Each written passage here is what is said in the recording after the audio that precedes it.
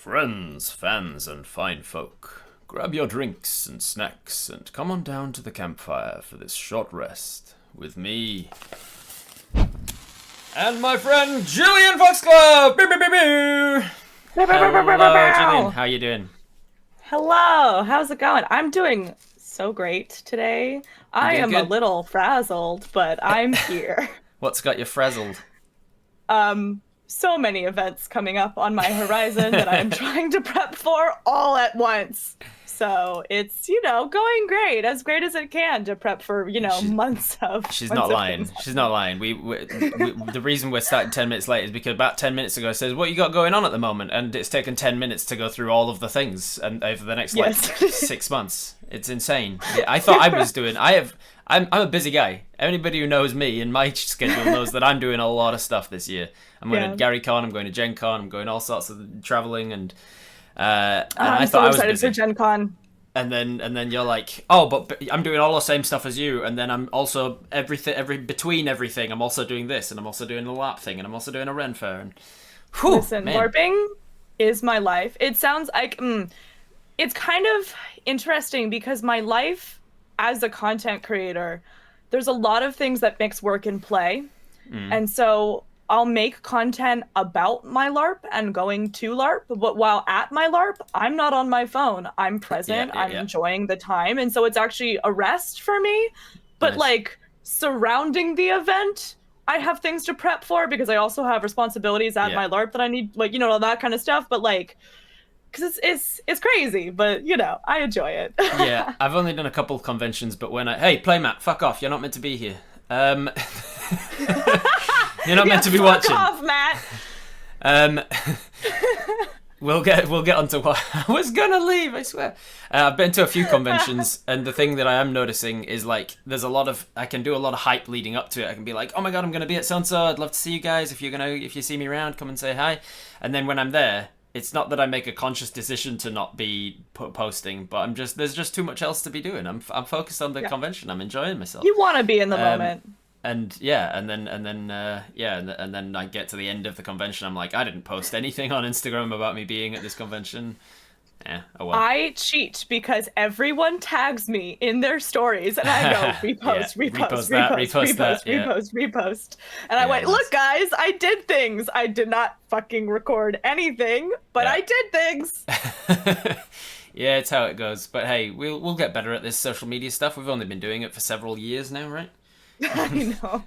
It's because they keep changing things. They keep introducing new platforms. They keep adding things. Some platforms that have been around for ages just suddenly turn into a cesspool because some egotistical maniac took over. There's just some things just go down the dog shitter. Oh man, it's difficult to keep up with things. And then the platforms that stick around are like, oh, and we're gonna now start doing these things. So we're now gonna introduce this thing. We're gonna be grateful that you didn't grow up on the internet. Yeah, right. Jesus. Because I'm Gen Z. I had a Facebook before I was allowed to have a Facebook. And then I had a real Facebook once I turned 13. I've been a cosplayer since I was 13. I've been around a hot minute. And boy, howdy, some of the old costumes and some of my old content, I look back and I'm like, this does not exist. So hey, if you don't look back at your old stuff and cringe, then you haven't grown as a person. It's true, but there's nothing more cringy than whatever a 13-year-old has to say. Oh yeah, for sure. I'm glad that 13-year-old Robert's things aren't immortalized on the internet. His thoughts and feelings and opinions of the world. As with usual, my short rest starts with me completely failing to actually introduce who the hell you are, for anyone who doesn't know. So let's start with that. Who are you, Gillian? Who am I? My name is Jillian Fox Glove. I have great tits and correct opinions. That is just my catchphrase apparently now. I am a professional cosplayer. I also do TTRPG and D&D content, fantasy content, Ren Fair content, LARP content. I'm a Jill of all trades, if you will. I've been doing this nerd thing for quite some time, and I'm really happy to be here. I just started streaming again recently. I streamed very minimally when I was like 19, and this is my first time streaming since then. And I hit affiliate within like 7 days of streaming. It was great. Nice, congrats! I did the same when I started. I had the fandom that was already following me from the Viva Dirt League stuff. And so when I started, it was like affiliate as soon as affiliate could be, and then I hit partner with. And then you hit partner. Months. Yeah. Yeah, which is so cool. I would love to hit partner. That's like honestly, that's a big goal for me eventually to hit partner. That would be really cool. Keep smashing. Funny enough, it's just a grind. Love Viva La Dirt League. I've actually been watching their videos for years, but didn't remember that's what that channel is called. And so I went and I looked it up because I was curious, because you and I have been in each other's peripheries for a hot minute.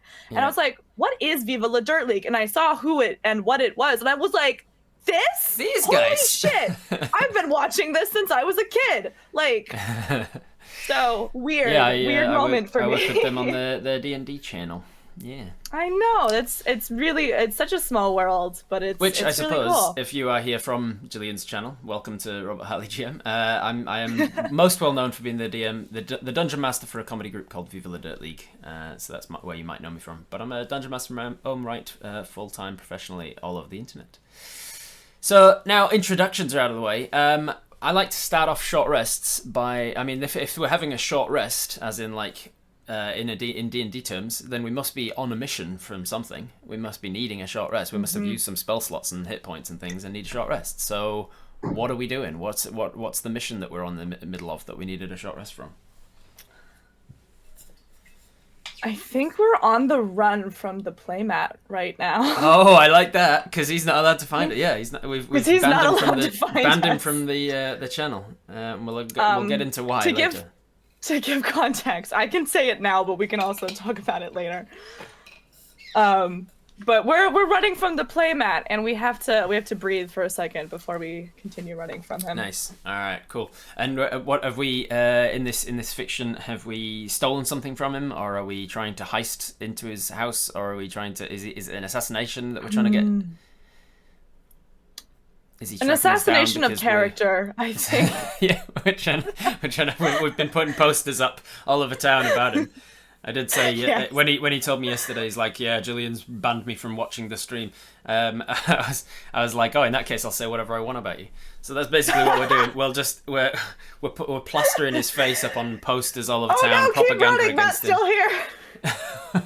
God damn it! Oh God, he's found us! It just can't even short rest. We're gonna find like a little alleyway or something where we can duck down and have a short rest away from him. So we need what we're drinking and eating on this short rest. Have you got any table snacks or drinks? I'm currently drinking just a pre-made Starbucks Frappuccino, because I had one left over from MagFest, because I usually will get like a pack of them to bring to conventions.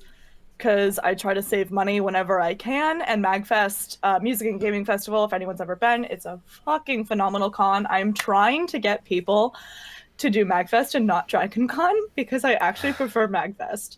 Are they around the same time, are they? No, it's just that my LARP's end of season game, that's a 4-day LARP event, that has a whole feast, like a whole feast at the end of it. They hire professional chefs to cook at my LARP. So your ticket includes like meals and everything, which is like it's the best LARP food I've ever had. It's the same weekend as Dragon, and I'm sorry, I just refuse to miss my LARP events. My LARP comes first. It's my people.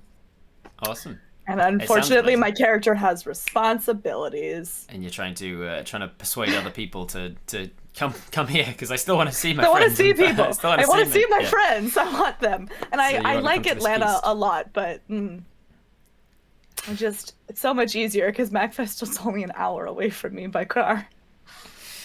So that kind of gets into what I want to start with, which is like, how did you get into it? Oh, actually, what I usually start with is the name. Is any stories about Jillian Fox Glove? How you came up with the? As I assume that's not a birth name. Usually, my guests usually have come up with some sort of stage name.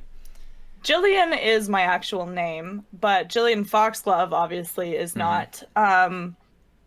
I used to be named something very um 13-year-old girl, very weeb centric, Yeah. very anime. I used to do a lot more anime content as well. I like anime and I still do anime cosplays, but I'm definitely nowhere near as like anime centric.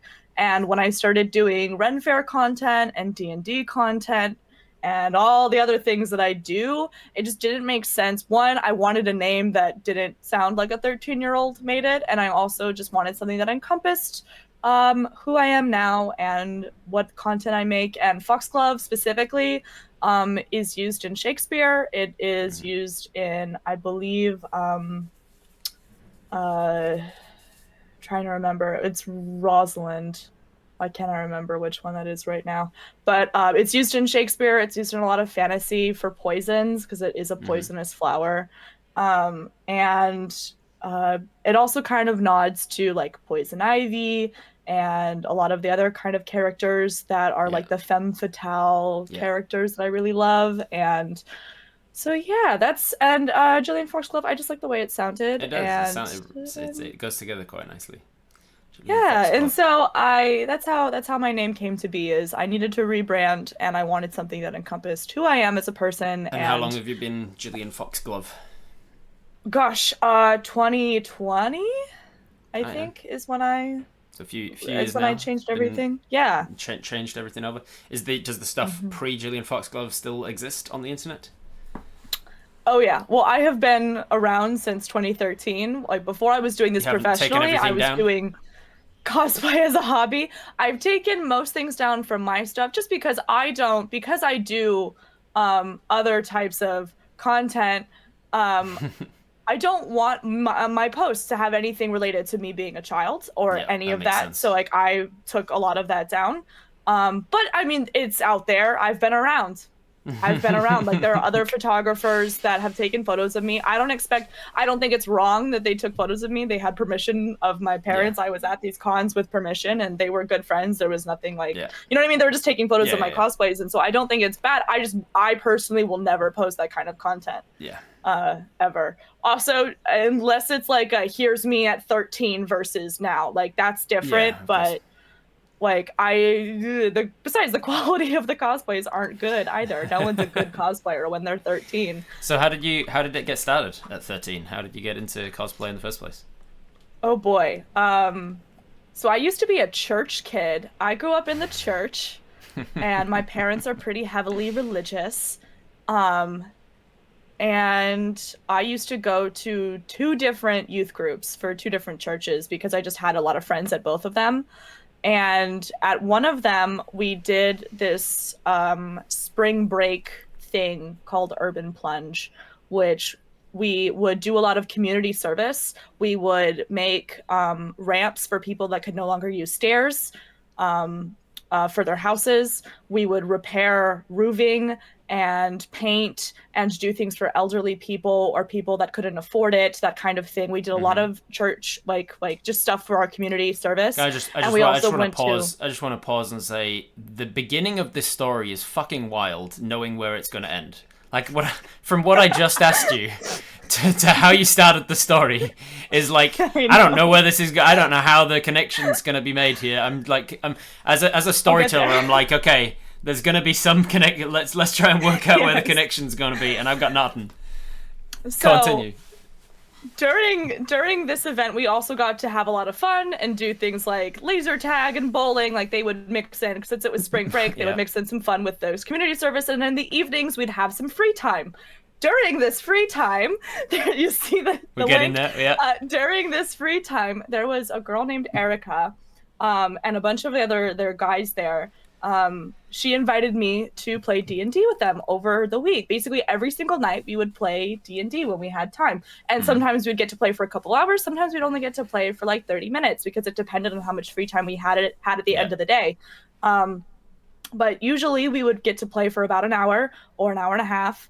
And my first character's name was Jezebel Rivendell. She was a cleric elf. She was like 6'7" because I just wanted to be so tall. And she had a big staff and really long hair and was definitely the most pick me, like, main character syndrome type of energy. Yeah. So yeah, she was terrible, but I actually nobody at the church had problems with you guys playing D&D. I know that some churches no, are God, totally no. fine with it, but some are still was, like satanic panic. Both of the churches that I went to actually had multiple LGBT kids. They were very accepting. We had a board game nights. While I am not religious, it could have been so much worse for my religious upbringing. Yeah. I did go to some churches that were, I think, by and far what churches should be, because they did a lot of community service. They were very open about everywhere the money went, and the preachers aren't, driving around in Bugattis. They have normal cars and make a living, but they're not drowning in cash like some of the mega churches. I won't get into that, but point is, D&D for a whole week, and then my dad is also a gamer and has been since games literally existed. He's been playing MMOs since they've existed, and I grew up playing tabletop board games. My first one was Transamerica, followed by Ticket to Ride, and a bunch of other ones when I was very, very young, probably 5 or 6. And I've grown up on, like, my dad showed me The Tick. He showed me Doctor Who. Babylon 5, Star Wars, lots of that kind of stuff. So I have a geeky family to begin with. Both of my parents used to play D&D, and then I was introduced to it quite young from friends, and then I've been playing it ever since. Awesome. And from that friend D&D getting into cosplay and LARP? That same friend that played D&D with me later then invited me to my first convention, and is the reason that I cosplay today. She's using D&D as a gateway drug. I tell her all the time that my entire career is because of her. Because it is. The butterfly effect of her just doing those small things of, like, inviting me to be in a D&D game and also inviting me to this convention. I'm very thankful, because it gave me the community that I have today, and I love that. So when was how old were you when you played your first D&D? 13. And same year you went into cosplay and LARP? Mm-hmm. It was like straight from one to the other, so it was immediately like in the veins. March of 2013 would have been the first time I played D&D. I think AwesomeCon, the first convention I went to, I think was either like April, May, or June. It's like some like early summer convention. So it was literally just a couple of months between the two. Just a bit of quick maths here. 2013, you were 13. I'm going to say you were born in 2000. Yes. I'm so sorry. I know it hurts. I'll give you a second to recover. Just need a second. It's okay. My guests are getting to the point where they didn't see the 1900s. Everybody, the 1900s to some of my guests are what the 1800s were to me. The previous century. Technically, I was alive. I was just inside of my mother. Jill is making everyone feel old again. Yep. I know. Back in the 1900s when we all lived in sepia tones. Yes.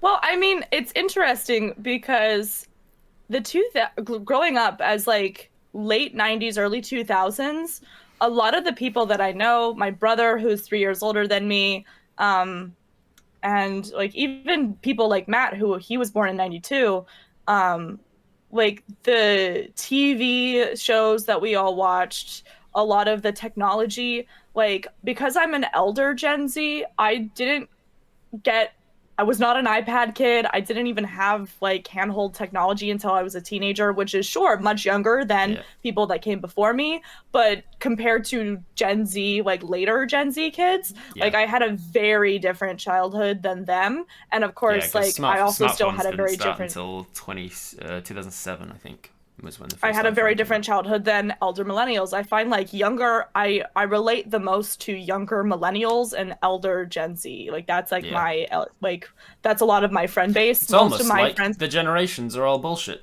That's that's something Actually, I've I ranted used about to many a be time. a journalist in high school, and I did a really interesting piece on generations and how marketing for generations came to be a thing. So I agree.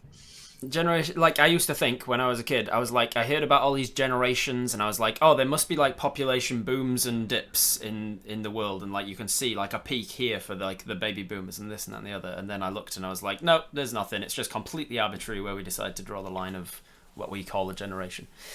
Let's not get into I that. think it also helps that basically my entire life, my friend group has always been 4 to 8 years older than me. Right? Always. Yeah, yeah, yeah. When I was in elementary school, I was friends with middle school and high schoolers. When I was in middle school, I was friends with college, like end of high school, college kids. And high school, I was friends with, again, older college kids, 20-year Yeah. olds. And then now that I'm 23, my friends are mostly late 20s, early to mid, and even late 30s. Like most of my friends are like, I am the younger of my friend group. Yeah. It's always been the case for me. And Whereas I think that's part of I've why. mostly been the older one of my friend group. Like I always hung out with the younger kids on the street and things because I had a very young, childish kind of view on playing. Like I'd play pretend instead of doing sports and stuff like the older kids would. So I was still doing. I like, played with dolls childish for a things. very long time. It's because I just liked the like making. I literally like when I played with dolls, I used to make like entire worlds and have like hierarchical relationships between the families of Barbie dolls.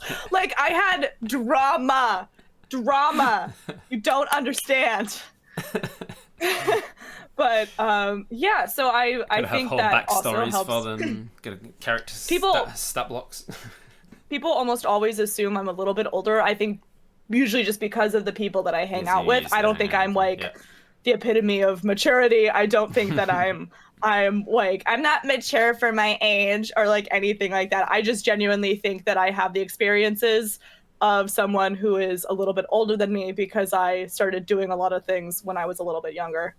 So I And think that's just the difference. and what was your first cosplay? Like what was the first character that you did? Misty from Pokemon. Oh, that's a good call. Is your hair color naturally like that, or is that a No, dyed I am version? not a natural redhead. I am a licensed cosmetologist, so it makes it very easy to change my Nice. hair color if I want to. But I've been a redhead since fifth grade. I genuinely don't know what my actual hair color is. It was like a like reddish brown, like it was definitely brown, but it was like a reddish toned brown for a Yeah. long time. Um, and then I started dyeing it, and I've never not dyed it Yeah. since fifth grade. So I genuinely don't know what my hair would look like if I were to grow it out. I was just gonna But I say like because the red hair. it It feels suits very it me. suits Misty. Yeah, Thank you. and with you mentioning poison ivy before as well, that would suit too. Yes, So I do a lot of redheads in general for cosplays because I find that a lot of their personalities just match up with mine. so you started with Misty at 13. I imagine you were getting some help with the cosplay. Were your Nope. parents getting involved? No, it's all you. Um, a little bit. My mom has a theater degree, and so she eventually Your would parents help are me cool. for. Yes, I know. They are very cool. My mom has a theater degree. She at the very beginning, she helped me with a little bit of sewing, but I've been sewing since I was about 6 years old. Yeah. When I was 6, I learned how to just do like minimal, like straight lines. You know what I mean? My mom would put like basically a sheet of paper down and then draw little lines that I could Right. Yeah. practice Yeah. moving stuff around on the sewing machine when I was about 6 years old. And then we did, throughout the years as I grew up, we did multiple projects. The first time I went to Ren Fair, I was 8. I made an entire costume with my mom and my grandmother, who was also a seamstress and an interior designer. And yeah, so I had a little bit of help, but my ability as a costumer exceeded my mother very quickly to the point where she does not She does not know anything about how to do a lot of the things that I do. She sews occasionally, but definitely not at the rate that which I sew now, and as which I was sewing back then. I kind of outdid what she could know how to do pretty quickly. Yeah. I would say by 15, she couldn't even help me with the things that I was doing anymore. Right. And they still understood and supported it. They were like, I can't help, Yeah. but I understand what you're doing. No, both of my parents are super supportive. My dad has a photo of me in his office. That's one of his favorite photo shoots I ever did, which was me in a prom dress with a giant sword. It was very Wonder Woman. It was inspired by my friend Fight Guy Photography. Had a set of like photo shoots that he did with a bunch of women where they were in beautiful dresses carrying swords because it was inspired by that Wonder Woman scene. And I did a photo shoot with them, and my dad loved those photos, and he has it framed in his office. And they constantly show my cosplay pics to their friends and their family, and they're very proud of me. And they know that I do my more content, and they don't, obviously they mind their business, but they're very supportive. I'm very, very lucky when it comes to what I do, because so many people don't have supportive families that they just don't get it. Because sometimes nerd stuff, people are like, what? What? I mean, my parents and family are like, they understand that I'm successful at what I do, but they don't know what D&D is, and they've tried a couple times to get into it, and they're just like, I don't know. Trying to explain Twitch to my grandparents is so funny. It's so funny. Yeah. But that's how I got into cosplay and into D&D, because I have a very nerdy family to begin with. What were some of your favorite early costumes? Early costumes? Your teenage years doing teenage cosplay. Years. The first build that I did was I would consider it to be either Nui Harumi from Kill la Kill. She was a big sewing build for me, or Resistance Caitlyn from League of Legends. I didn't know what Warbler or EVA foam was yet, and so I used like craft foam and cardboard for a bunch of things. I know what those are because I'm a genius. But for those people who are watching who don't know what Warbler, Burbler, and bidet foam is, you should definitely explain. Warbler is a thermoplastic that you use a heat gun to heat up, and then you can mold it. You can mold it into things. It's really durable. And then EVA foam is I'm trying to think if I have any pieces close to me that I could get and show you. But EVA foam is a soft foam that you can cut and glue together in pieces, so it's really, really lightweight, and you can make like armor and stuff out of them. Right, but it's also the best thing about it is you can use I use a soldering iron to add texture to it. You can, whatever you like, the sky's the limit. They also have foam clay, which is like a clay that turns into EVA foam when it hardens over time with air. And it's also really, really lightweight. And so like there's lots of materials now that cosplayers didn't know about back in the 2010s. And through cosplayers like Kamui Cosplay, Kenpatsu, Jessica Nigri, like lots of the big Yaya Han, lots of the big cosplayers, because of them, they imparted their knowledge of finding these materials and finding all the things. And now it's really easy to become a cosplayer that's like who actually makes their own things, because that information is so much more accessible than when I started. But yeah, it was bad. It fell apart a lot. Hot glue does not do well in cold weather, let me tell you. Lots of learning experiences, lots of steep learning curve. I've been like, how the hell do I get that to stay together next time? Yeah, but that's something I do in my community. If people want help building their outfits or need help, I want to build and continue to build a community where people can help each other and teach each other, and I love doing that kind of thing because like I said, I used to be a 13-year-old that didn't know what I was doing. Now I imagine it's not exactly cheap to get all this stuff, all of the materials you need and the sewing machines and all this stuff. Is like, at what point did it start being able to actually earn some money back? Like how soon into your cosplaying did it start earning you money? I remember like a profit still, my aunt and uncle, when I graduated high school, got me my Dremel. My parents got me my first heat gun. I've since have to replace both my heat gun and my Dremel because I just absolutely ruined them over time, over many, many years of I mean, hey, using them. you But run them I into the ground, had, you got your money's worth yes, out of it. I had family get me some of the starting tools. Like I see Dremel and heat gun are probably the most important for doing that kind of thing. Yeah. But EVA is very cheap, relatively. Like Worbla, pretty expensive. An extra large sheet of Worbla, I think is like anywhere from like 80 to 100 something dollars. It's been a hot minute since I've gotten Worbla.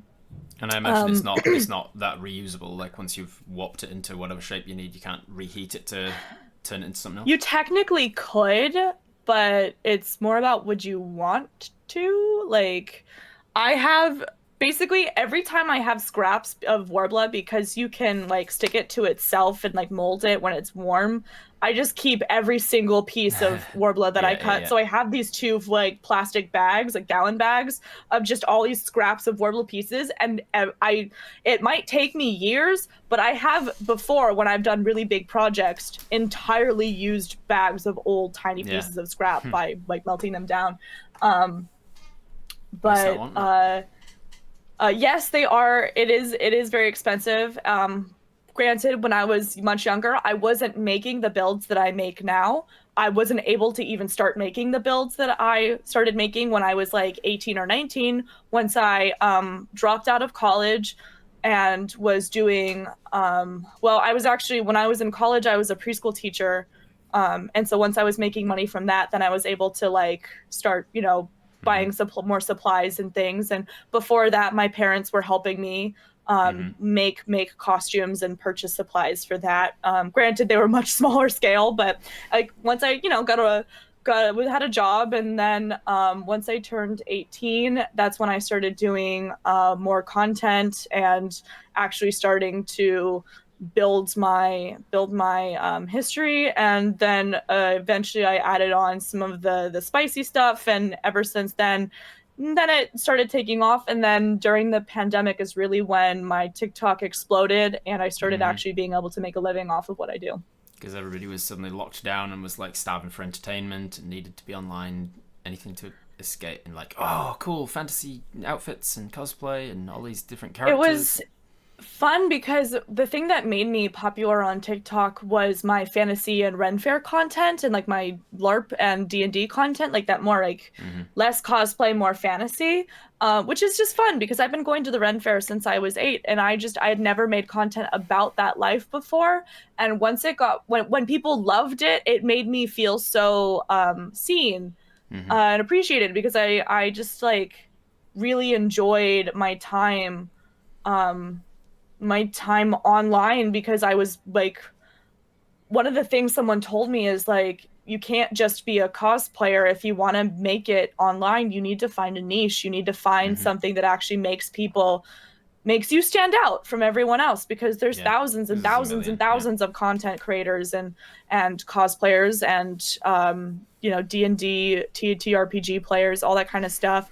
And so when the thing that made me stand out was was already a part of something that I loved to do and who I was, it made me so happy Yeah. to be able to be that. So you say you dropped out of college to do this? You stopped being your primary school teacher, knowing that you wanted to do cosplay and LARPing and fantasy stuff and run fairs and all of this full time? I actually didn't drop out of college to do cosplay. I dropped out of college to go to cosmetology school Right. because I was a hairstylist for a brief period, and I actually still do hair on the side at my home for some of my friends and family because I specialize in fantasy color.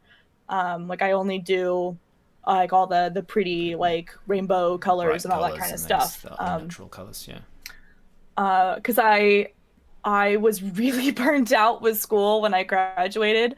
I was in college to I was a psychology major for a long period of time when I was at school, and I also I was considering either teaching or psychology for young children because those I really wanted to work with kids because I really love children. I eventually one day would love to have kids myself. And I said I was also a preschool teacher at the time. Like, I do really love children and I loved working with kids. But I was just very burnt out. And then I realized that I've been doing hair since 5th grade because I started dyeing hair and experimenting with that kind of stuff for many, many years. And then I was like, I had my hairstylist who was also my mother's hairstylist for basically my whole life. She was like, why aren't you in hair school? And that was just a light bulb moment for me of like, why am I not in hair school? Yeah. And so, yeah, I went to hair school. It took a year. I graduated with flying colors, and then I was in a really, really Nice. good salon. That was like one of the, like, if you like for Yelp, I don't know if you guys have Yelp in New Zealand, We have but enough American culture influence that we do at least know what Yelp is. Yes. uh, it was like the top salon in the area that I used to live for years and years and years. I was very lucky. I got an apprenticeship with a master stylist, became a stylist myself. And then the pandemic hit and everything shut down and I started focusing. I was already doing content by this point, but when the pandemic hit and I could basically only focus, I was still doing school from home, which sucks, by the way, trying to learn to cut and dye hair on a laptop. Not fun. Not fun. So you got out all your old dolls with all of the backstories you gave them. No, it's so much families. worse. We had so many mannequin heads that I just had to cut around the house. It was terrible. With But some sort either of way, horror setting with all these like mannequin heads just like on spikes around the house. my career kept growing throughout the time. I graduated from school, started working, and then it got to the point where in the stylist industry, they expect you to work for free a lot. And my boss told me that he was like, you have to be here. Even if you don't have client bookings, which I did, I was actually very booked for someone who was technically a new stylist. But like I said, I have been doing colored hair for a very long time. So I'm very good at it. I was actually better at doing colored hair than some of the stylists that have been working longer just because I had so much familiarity with it as an alternative dressing person. Like, I used to dye my hair like Ramona Flowers style, like every 2 weeks. Wow. I've been every color of the rainbow. I used to do it for friends. And then once I went to school, I just got better at it. I was more professional with it. I knew what I was doing. And I had more technique.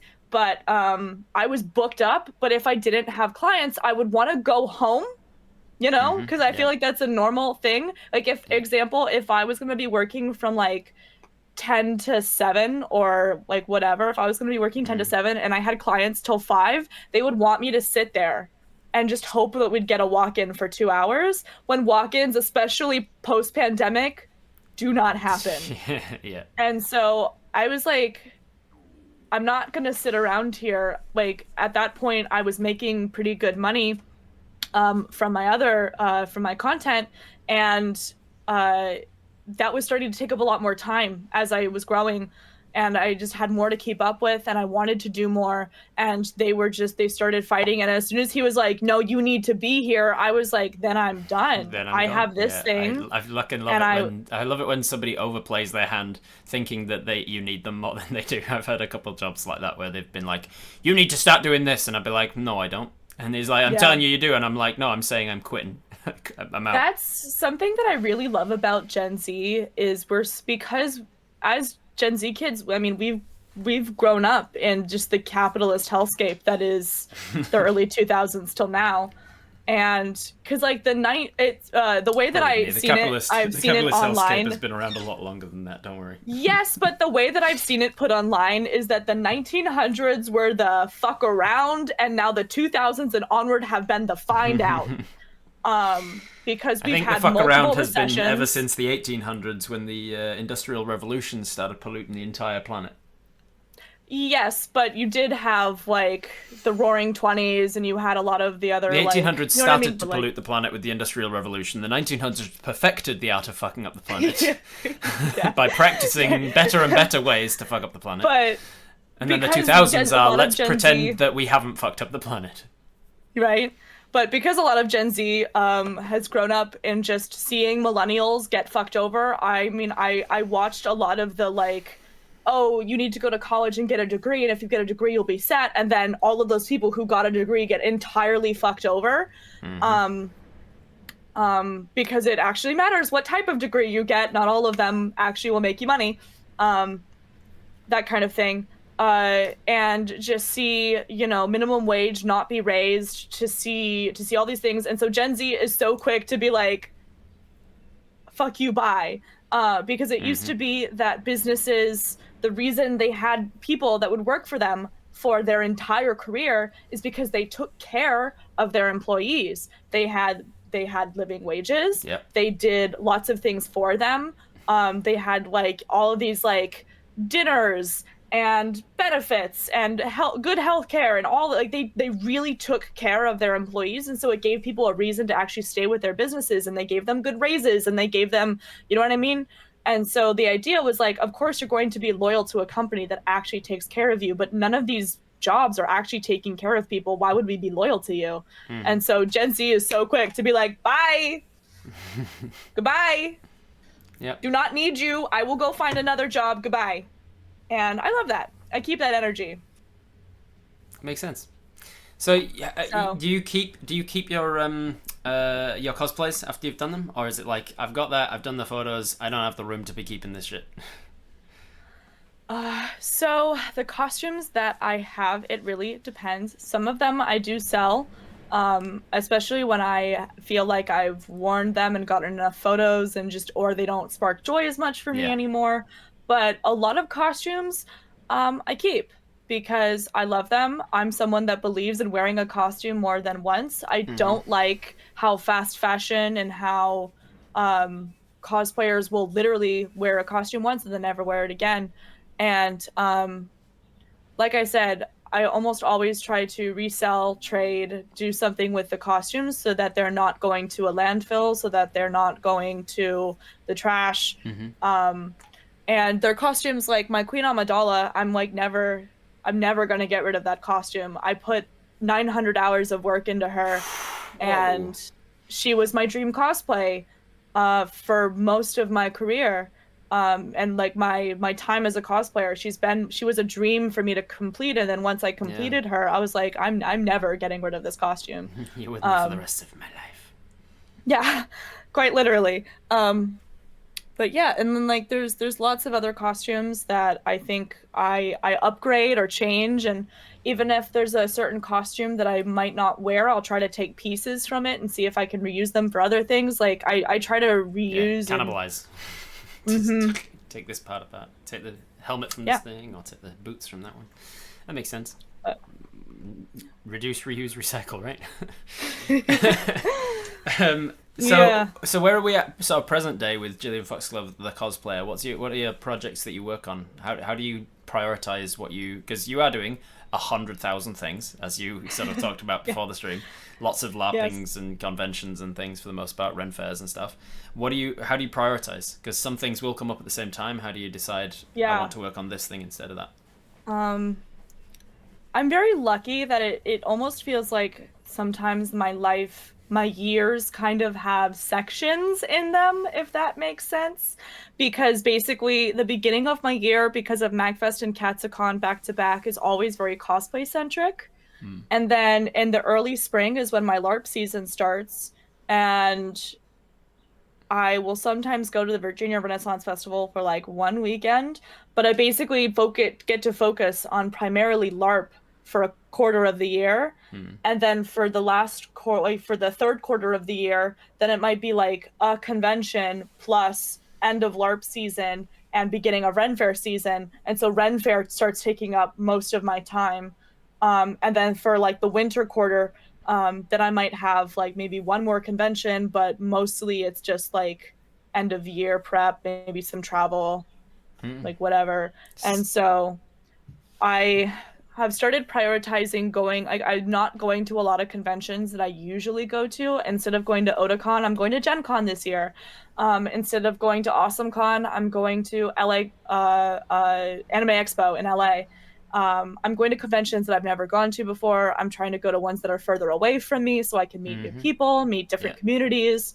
Um, but otherwise, it's just you take it as it goes. I obviously prioritize the thing that actually pays my bills Pays. Yeah. first and foremost.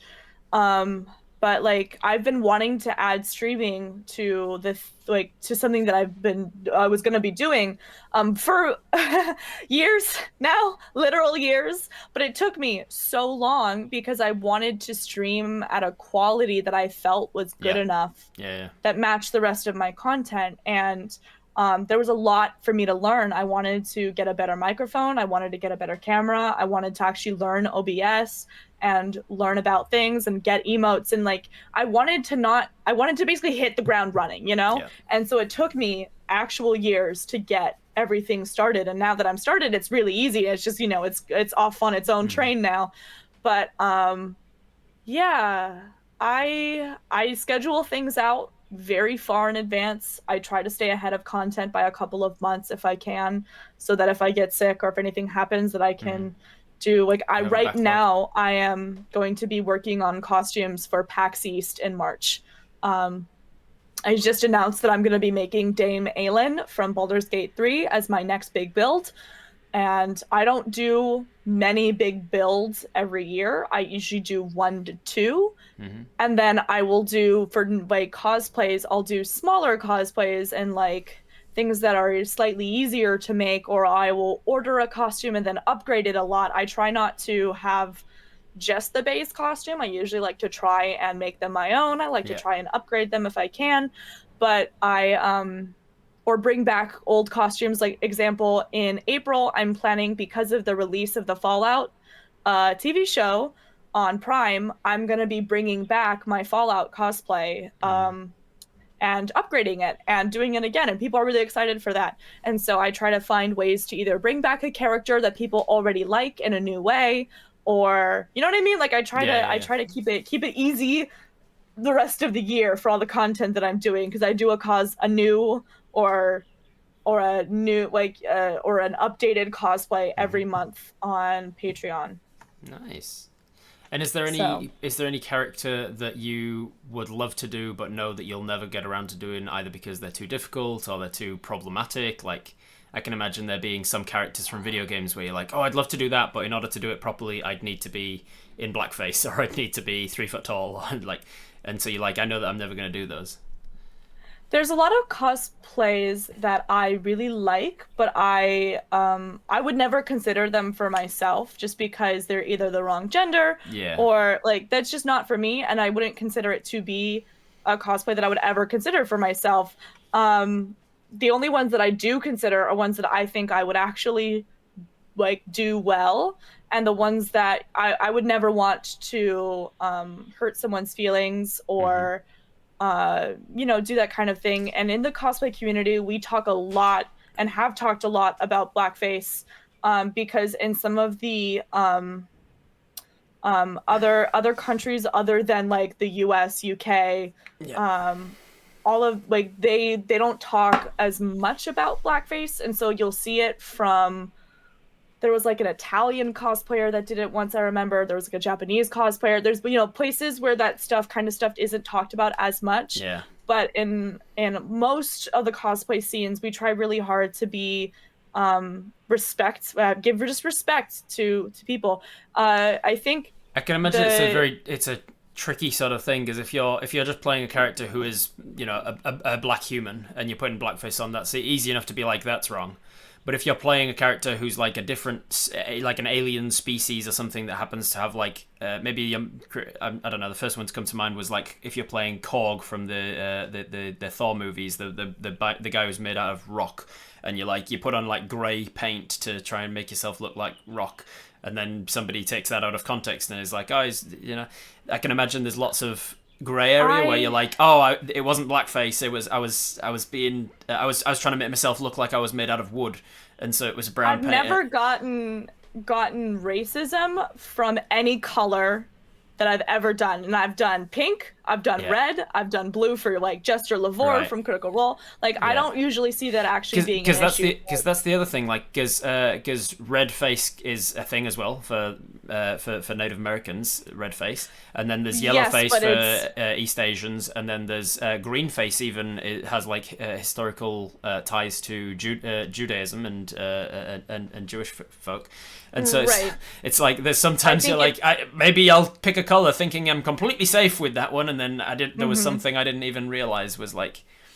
It definitely like Associated. matters on how you present it. When you are bright yellow with ears and Yeah. horns because you're cosplaying People a are like, tiefling, oh, it's Pikachu. or if you're like, for example, when I did like red skin, I was in a Twi'lek from Star Wars. Yeah, so it was You pretty know, I obvious. was a Like, Twi'lek oh, I'm a OC.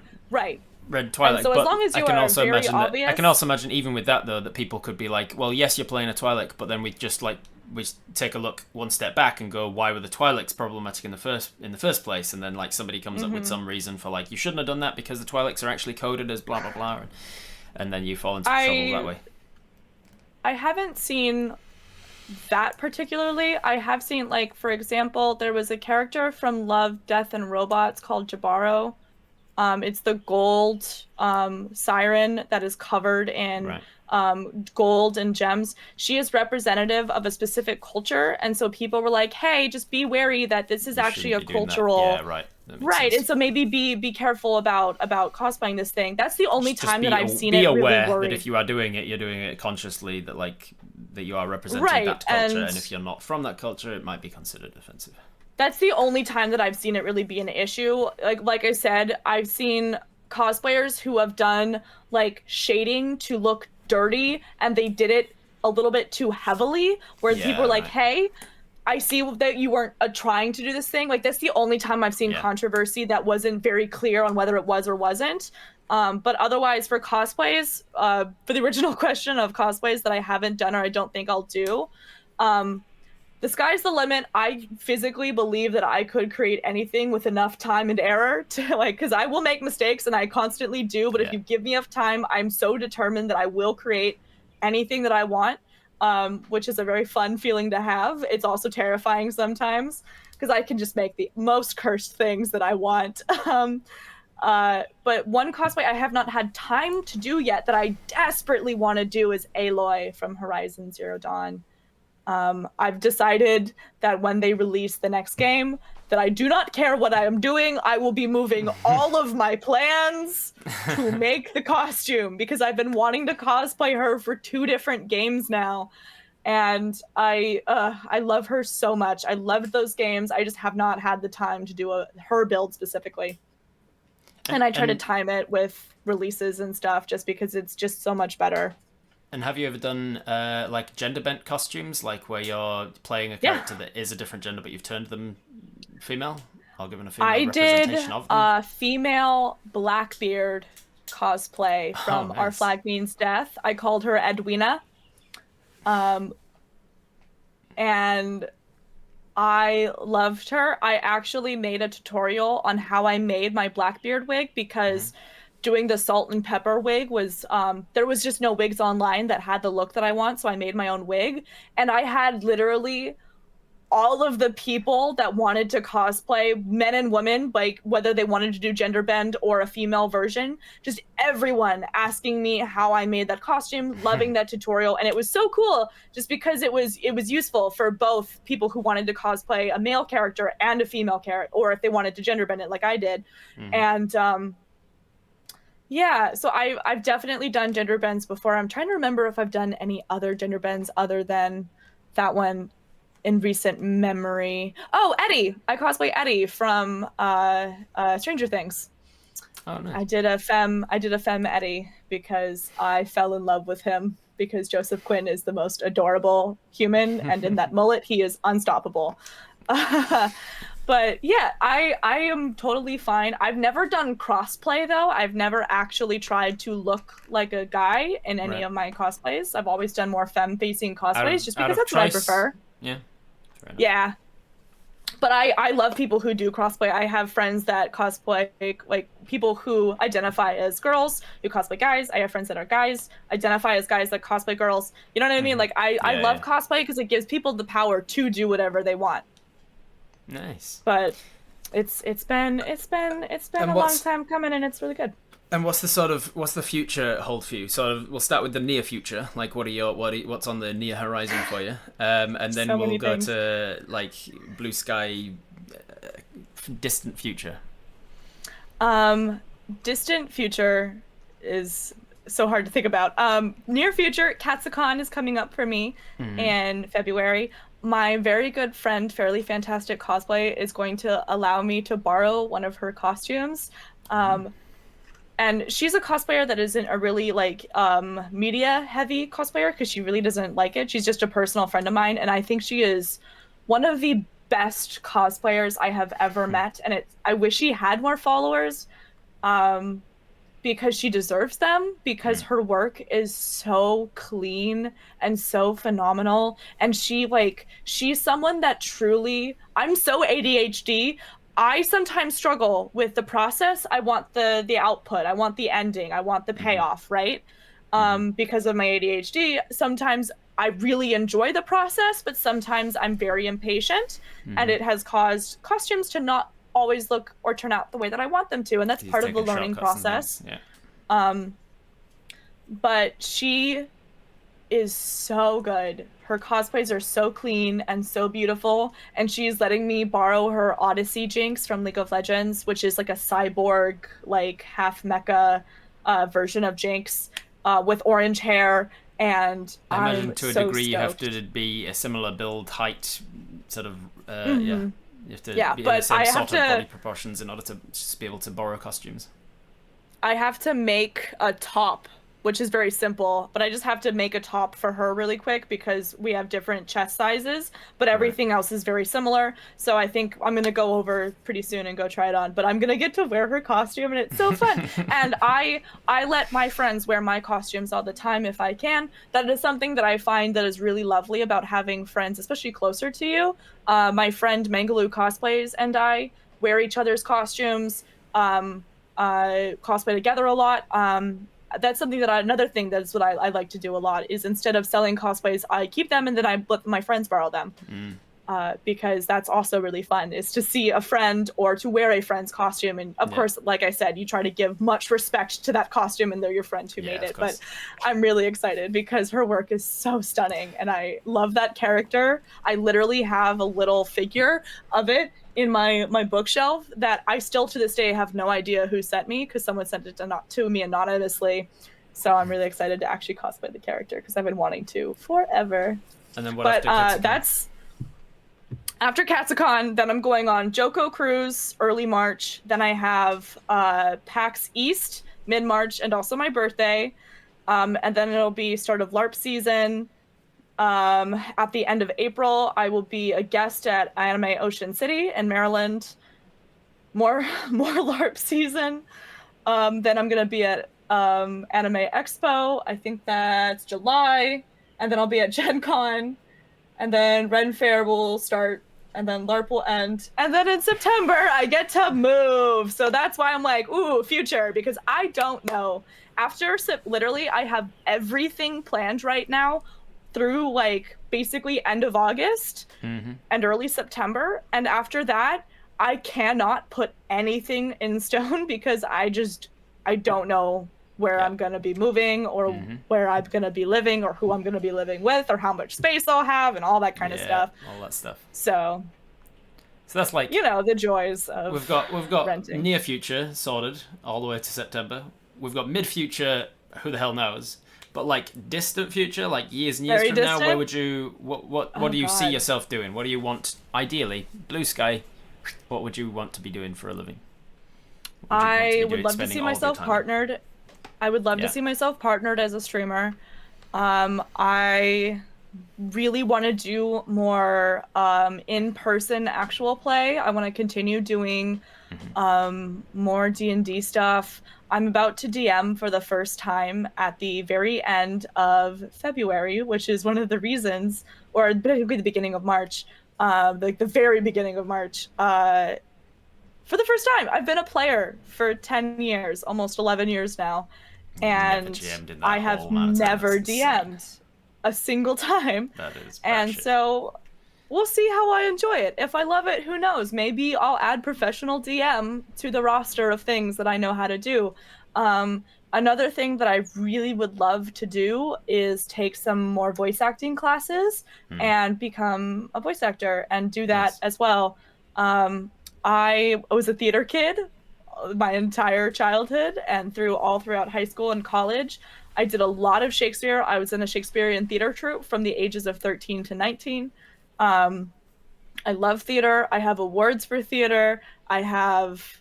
I was inducted into the International Thespian Society. I lettered twice. Like theater was my Wow. life for a long time, and I really love the idea of being able to act in some capacity still. And while I wouldn't be doing it for the money. It would just be doing it for the love of acting and for the love of being able to do that kind of thing still. And I would love that to once again. I like having. I am quite literally a Jill of all trades. I love doing things. I also play 7 instruments. That's a story for another time. Jesus But like Christ. I played every sport growing up, at least like for one summer. I'm so ADHD. I just really love learning how to do things. I like having an extensive resume of knowing how to do things and just being useful, generally useful. I'm the utility character, quite literally.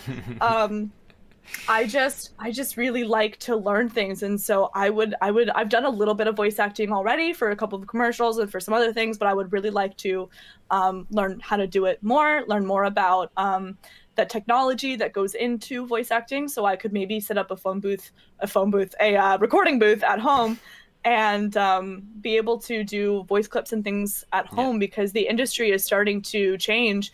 And while it used to be you had to live, Had to go to in it. Hollywood and Yeah. LA and Atlanta There's no and some need of for that. or New York, some of the hubs, but it's starting to move in the direction that people are, more and more able to do voice acting if they have the technology and if they have the ability to get the technology to do that kind of thing. So I would like to take some classes, get a reel made, and maybe find an agent and start doing a couple of jobs here and there. My overarching goal is spiteful as hell, but also to please my dad and I both have this dream of me voicing a video game that my brother loves so I can ruin it for him. I love. I think that's the most petty, spiteful answer that I've ever gotten from any guest about what is the ultimate thing that they want to strive towards. I want to put my whole life and career on a trajectory path towards voicing a video game that I can then spoil for my brother. That's incredible. My brother That's how just cosplayed siblings for the work, first everybody. time recently within the past 2 years. He did Zuko and I did Azula from Avatar: Oh, The Last nice. Airbender. My first and only cosplay was Sokka. Nice. I was in I've still got it in my wardrobe just over there. I was in hospital for getting my pancreas sorted, my gallbladder removed and stuff for like a whole week. Fun. And so I was just binging Avatar. I was like, it was one of those things. It was on my list to watch for ages, and I was like, I'll get around to watching that. And then I started watching it now that I had an entire week of just being hospitalized. And I just binged the whole thing, and I just loved it so much. Fell in love with the Avatar series and everything. And then like the week after I got released from hospital, my friend was going to be having a costume party, and I was like, I'll play one of these characters. And then only after I did it did I kind of start asking the same questions we were talking about before about is it appropriate because they are coded to be like Inuit or a completely different culture to my own. So I'm like, I never got anybody saying that it was inappropriate. I personally think for me as to do long so. as you, for those characters specifically, I think as long as you don't like you said, as long as you don't color your skin, I think it is fine because while they are based on a culture, they are not actually representative of a specific culture. Yeah. Like while they have certain draws from a lot of different places, like a lot of the different like nations do. I've never like as I said, it's also about respect and doing it right. Yeah. Like you don't darken your skin and it's fine.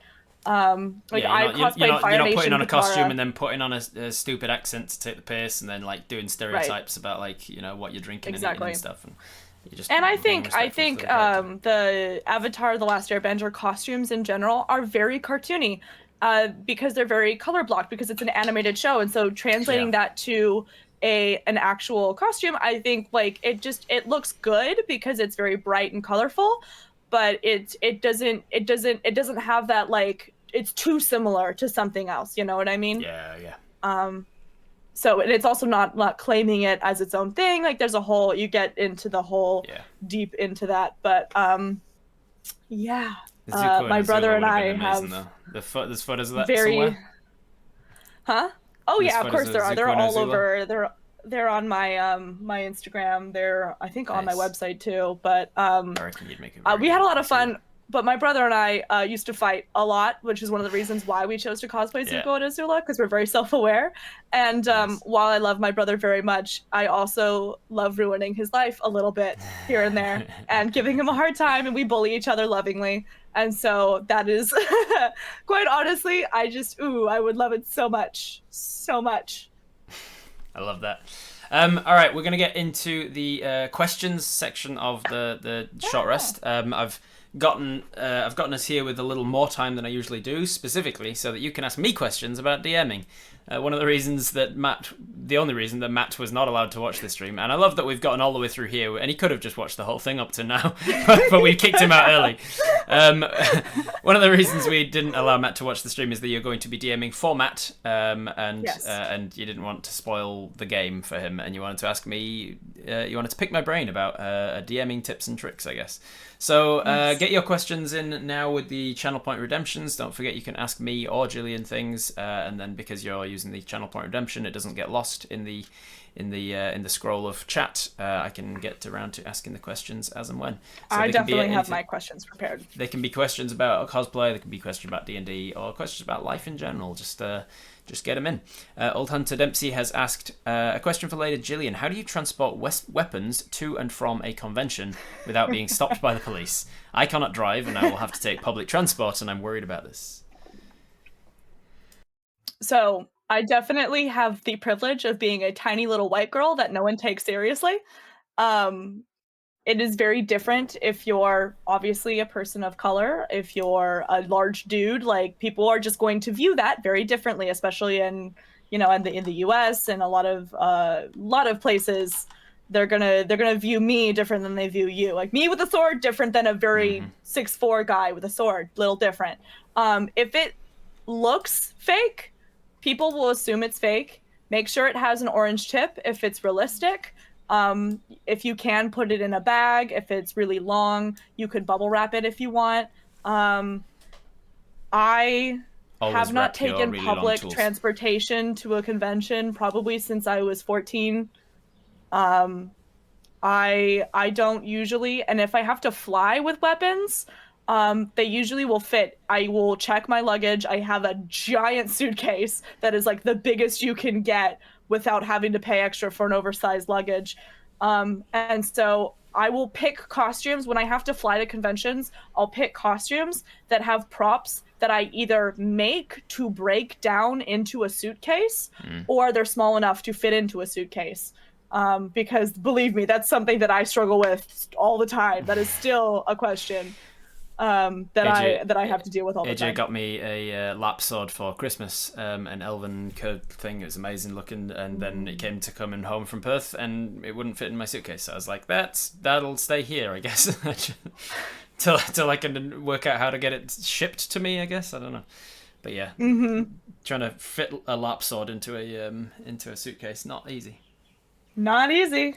You don't want to, with foam weapons, you really don't want to squish the tips and all that kind of stuff because they're fragile and they'll break down over time. I mean, you don't want to squish the tip is just a general good advice. You don't want to squish the tip, guys. Damn it. You said it. I'm just repeating it. I'm just practicing good LARP etiquette, god damn it! Yeah, it's good etiquette. Don't squish the tip. Not to the point of deforming it permanently, anyway. So just a little squishing. Anyway, Questions about what? I don't know what you're talking about, Dempsey. What are you talking about? What questions have you got for me? Oh God. Okay. What do you wish? Hey you'd Matt, been if you're told still lurking, fuck off. Now is the time. Fuck off. What do you wish you'd been told before you started DMing? What's like advice or just anything that you wish you had known or been told before you started? You don't need to prep as much as you think you do. I Heard that one for sure. It's a hard one, that one, because I think you can never over prep, because you can't, like, all of your prep is going to be useful. So I guess I'll adapt that to saying instead, you don't expect all of your prep to actually become useful, especially in the same session. A lot of the use of the majority of your prep time is going to be in making you comfortable in improvising what you actually need for the game. By which I mean, if you prep an entire town of NPCs and all of their names and their occupations and their ages and their alignments and their stats and what they like and dislike and what their fears are, it's not useful, because it is it's useful not in the sense that you'll ever actually use any of them. They might meet one guy and it's a guy you didn't even think to come up with, because they want to suddenly go to a tattoo artist and you're like, I didn't come up with a tattoo artist. Real story. But what it is useful for is giving you an idea of what the town is like and who the people in the town are, so that you can then improvise who you didn't come up with in the town. And if something happens in the town, they set fire to the town square, and suddenly they're summoning illusory dragons into that. You have an idea of how would the people of this town react to that, and you are instantly able to go, I know exactly what the town guard are going to do in this situation. I know what the mayor is going to do. I know who will be the first to come, and I know which of the people in the town will be running away. And you can improvise that knowing the prep that you've done. So your prep is always useful. It's just be aware that it's hardly ever going to be directly useful. What you do need to prep is the general idea of, like, you need to prep the idea of scenes rather than individual shots, as it were, if you want to think of it as from a sort of movie telling perspective. Prep the acts of the campaign, prep the acts of the campaign, and prep the scenes of the act. And then I'm gonna be running a one shot. So how would you apply all of that information to a one shot? Same thing. Like a movie is only 2 hours long. A one shot's 3 to 4 hours long. So it's the same concept as movie telling. I break it down a one shot into a 3-act structure usually. If I'm gonna be a horror one shot, I will look up how are horror stories told. What are the 3-act structures of a horror story? And there's lots of things. People have been studying this stuff for years. So there's an expectation that the first act is about exposition. So if it's an adventure story, it's about the hero's journey. It's about the reluctant heroes being told kind of what the idea of the one shot is going to be. For a one shot, you want to be very clear about what the quest is. This is the quest, and you give it to them early on, because you don't have a lot of time. You don't have a lot of time for fannying around, introducing characters and stuff, because you've only got 4 hours, and that will go very quickly. So I still break 3-act structure. I go, act 1 is usually this in if it's a rom-com that you're kind of going for, you're like, this is usually the first act of a rom-com. It's this kind of thing. And then around about this time of the of the 3 or 4 hours that we've got, around about this time, I want to be getting them into act 2. And so pacing is a big thing. Pacing is one of the easiest things to fuck up, and it is one of the things that is the biggest difference between a good DM and a bad DM. I've been with some fantastic storytellers in terms of their descriptive ability, where I've left the session going, that was disappointing, because nothing happened. We spent 3 hours just talking to the quest giver and never getting the quest. Or we went to one quest giver who gave us like, oh, you go talk to that other person and he's actually got the quest, and then just pinballing around people without actually doing something. It's so different between a campaign setting and a one-shot, because in a campaign setting you can actually afford to have really intense, roleplay moments that maybe don't move the plot a ton, but are still, important and feel good for the characters. In a campaign, whereas you in a still, one-shot, you do need to keep in a things campaign, moving. even if you're ongoing campaign with no end in sight, you still want to have an idea of this 3-act structure to the individual sessions so that something still feels like it's happened. Because in reality, you're taking up 4 hours out of somebody's week. And we've only got like 100 waking hours a week.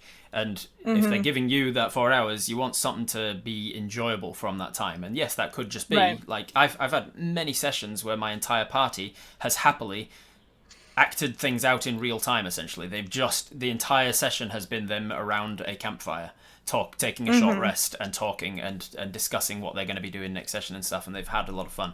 But keeping an eye on whether your players are enjoying it and what the pacing is still important. Even in one of those sessions, pacing is important. You need to be My moving home things campaign has forwards. been going on for almost 4 years. Yeah. So I definitely look like it's, even though I haven't DM'd, I've still experienced what good pacing and what bad pacing feels like. I've experienced a lot of the like other end of DMing, and I have paid attention to what DMs do, and what I like, what I don't like. I think everyone has like a DM that they look up to a lot. For a lot of people, it might be Matt Mercer or Brendan Lee Mulligan, but I think for me it's probably or you, clearly. For me it's probably going to be Abria Iyengar because I really like her style. Yeah, she's great. I really like Abria's style. She is kind of chill. She takes a lot of pauses, but it's not so much that it's slow. It's still everyone is still so engaged. Like, she's very engaging, but like she's so subtly powerful in a lot of the way that she DMs, and I fucking love it. It's so good. Yeah, and just to be super clear as well, not just for you, but for the people watching, when I say pacing is important, it's like that doesn't mean go at a fast pace, because knowing when to go at slow paces is part of pacing. It's like saying temperature. Temperature doesn't mean hot. It means like the scale of what you're doing. So yeah, pacing, knowing when to take those pauses and to really indulge in a scene and to let the players just absolutely go for it for the next half an hour. They're just role playing. Versus when to go, all right, we've been doing this for a while and there's no way I'm getting to a satisfying conclusion unless I move them along now. So bam, something happens. Make a perception check. Yeah. What do you think is a mistake that DMs make when they start working, besides for, like pacing and over prepping? So many. Let's see. I think oh man, so many things rushing through my head. Which to go? Pick one. I think one of the mistakes is indulging too much in your own story, thinking that it is just you and it's collaborative storytelling. So it's you have an idea for where the story's going to go, but it's really you and the rest of the party that are going to be telling that story together. So taking what they're doing and weaving that into your story. So I do think, and this is somewhat of a controversial take, I think, among other DMs, I do think the Dungeon Master is the primary storyteller in the group. And I know a lot of Dungeon Masters would disagree with that wording, but I think the Dungeon Master comes with the arcs of the story in mind, and the skeleton of the story, and then I view the players as like collaborative writers, where I have come with the first draft of a script essentially, and I say I think that this is what the script's going to be, and then the other players go, oh, it'd be cool if this scene actually went in this direction, and they do that by the choices that they're making in character, and then it becomes a writer's room, but it's a writer's room where somebody has already come up with a draft of a script. And so I think the one of the to turn that into what's the problem that DMs sometimes do there is coming with a full finished script and going, this is the story that we're going to tell. Yeah. Or railroading is not fun. It can be. So railroading has a lot of bad sort of negative connotations to it, and I consider myself quite a railroady dungeon master. But what I do is I make a railroad that has a sandbox on it, like you're on a train, and the train is on tracks, and I'm taking you to a particular story that we're going to tell together. But on the train, there's a shit ton. There's a Lego room, and there's a bounty castle room, and there's a sand castle room. You can sandbox all you want on the train, but I'm going to still take us in the direction that the story needs to go, because I've thought about it from a storyteller's perspective. This is going to be the arcs of a campaign. This is going to be the 3-act structure. This is the hero's journey that I'm telling. I know what sort of beats I want to be hitting. That's how I like to do it. And I find that full sandbox, people who are too afraid of railroad, and go full open world sandbox, that is not generally a fun game for a lot of people, because they go, I've got no call to action, I don't know what we're doing, there's no through line, we were doing this thing and then we kind of dropped that and went over to this town instead. Interesting. And a lot of people who invest too heavily in thinking, oh, it must be sandbox, it must be open world, I must give them everything that they need, every possible option, don't end up prepping enough like plot hooks, because they're like, oh, if I try and hook them into this thing, then I'm railroading them into wanting to go and deal with the Lich. They have to make that choice themselves, and so they don't come up with enough to be like to grab the players and to give them a call to action. I think, like you said, I think there's some railroading that I think is kind of necessary for a good story. However, I feel like when it's very different to be locked into a specific pathway in which the players don't have agency over their own characters, over the stories, like, at all, versus, because I think, like, the players are deciding and have agency over what they're doing and over how they're acting and how they react to things. You are giving them the thing that they have to react to. You are deciding what and when they have to make large character choices and moments. You know, you kind of decide. And for example, in my home game, we have certain times. Usually, like my DM at home is so good at being able to interweave different arcs at the same time, so that we don't feel like there's just not enough going on. There's always multiple paths to go on, and that's usually that's you the have thing. like a player that's maybe getting more of their backstory interacted with at a time, but then we'll go right over to someone else and it ping pongs back and forth. That's what I want to be clear about as well. Like, just because I have my game on tracks, it's not just one railroad from one place to another. I've got a railway network, and the players can at any point pull the emergency brake on the train and just fuck the whole thing up, or they can choose to be like, change the switch track and we go onto this path. Like, every time, basically it's a railroad, and it stops at stations on the way, is kind of thing. And they stop at the station, they can get off the station, they can fuck around, they can decide which track to go to get from here to the next station, and they can take an entire detour if they want. So I do have an open world that is going to continue with or without you, which is good, because it keeps if you ever do come back to that plot hook that I gave you back in session 1, then it was a level 1 quest, but because you didn't deal with it, it has grown along with you, and now it's a level 6 quest, which is appropriate with you.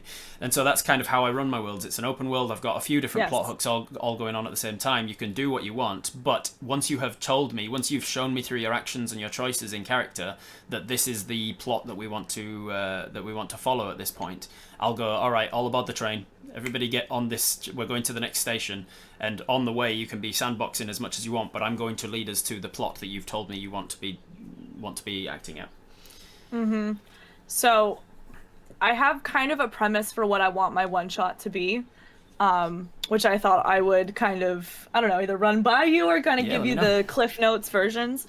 So overarching thing, I personally don't love when one shots are too to the point. Like, I don't want them to just be like, here is the one, like, here's your intrigue, you go to a place, you maybe do a small fight, or you have a small roleplay moment, and then eventually it's big fight. You know what I mean? A lot of one shots are kind of, they can get repetitive, and it can be kind of boring. My goal is to have, my idea was to basically have an organization, because I was thinking of playing in the Eberron setting, because it's one that I know pretty well, and I don't have my own world built quite yet, because I, haven't DM'd before. So I knew that I was going to need to DM in a setting, probably, and Eberron's one that I've been playing in for a long time, so I was going to play in Eberron. Basically, the idea is that the organization that hires these people that end up joining this little quest that we're going on, they're going to find out through different information, hopefully over time, that maybe they are not the best. And the thing that they are fighting for, they could either decide that the thing they need them to take down and fight is worth it and they want to do it anyway, or they want to go after the person that gave them the quest in the first place. I kind of want, or like basically it's the idea of like, how do you want to do this? Because there's not really a specific good guy in this. There's just lots of different answers you could go. I want to keep it as like, kind of like, I don't want to give them just one option to the way that they end that interaction. So I was thinking of like having one of the characters, if they can like roll for it, they can maybe find a letter that kind of gives them a hint towards the fact that there's something sketchy that will mention like either their contact specifically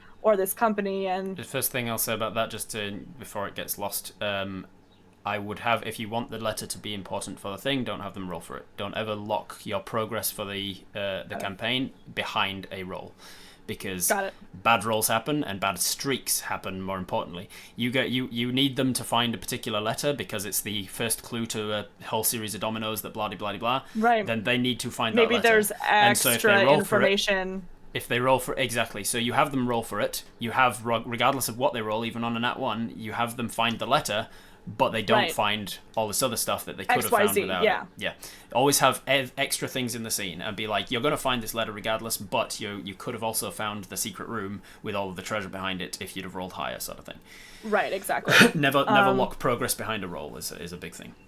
As far as your morality thing, I think that's very important. I think that's good. That's how I like to play my games. I love to play in the grey area of like, is this person actually a good guy? And having that be the quest giver, that's always a classic. Like, that's a great thing to do, to be like, here's a quest giver. He set himself up because you're hearing his side of the story. He set himself up as the good guy, and he sent you on a quest to be a good guy. And then you find out during the quest that you're like, oh, what is he gonna do with the thing that we're getting though? And are we stealing it from a guy who's maybe? And then having them in that morality grey zone.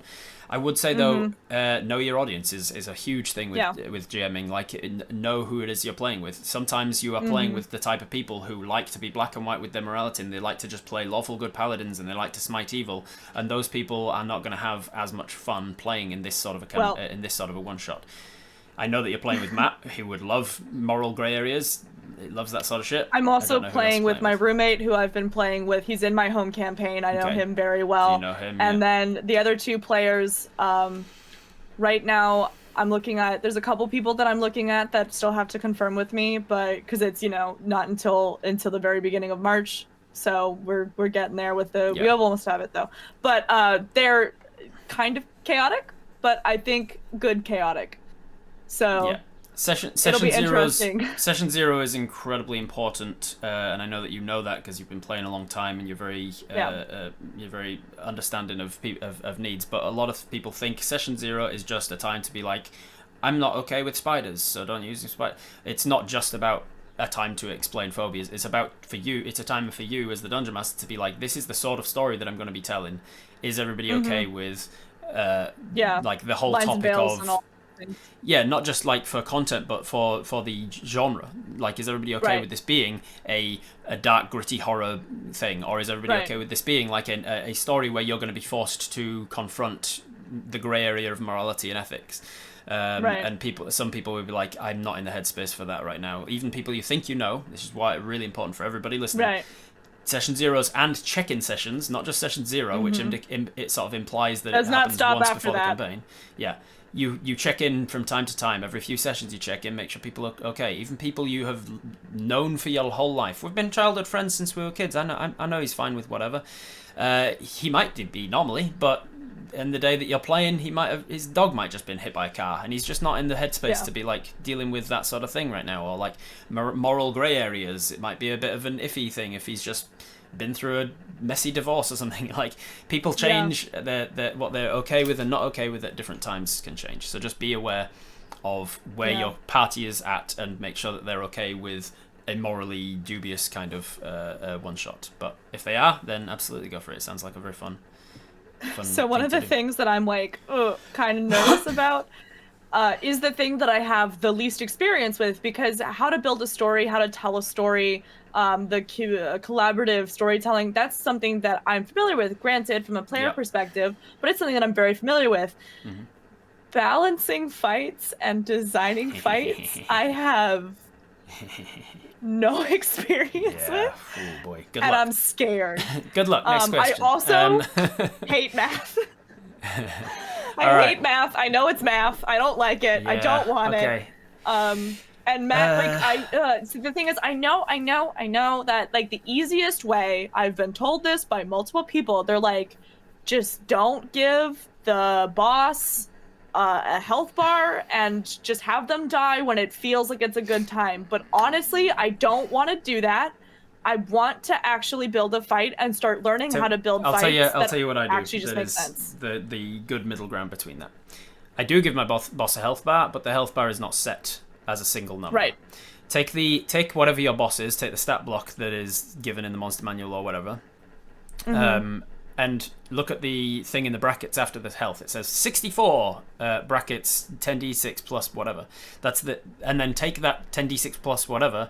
Take whatever the minimum of it could have been if you rolled all ones on the d6s plus the constitution modifier, and if you rolled all sixes on the sixes, and that's the constitution, and that's the health range. That's how I do things. Right. So then you're not cheapening things by being like, the boss has no health bar and I just decide when he dies. It feels like, well, what the fuck is the point in all the numbers? Like, why have I invested in Savage Attacker that allows me to double my to roll my things and take the higher number? Why am I smiting for a shit ton of damage if the numbers don't make a difference?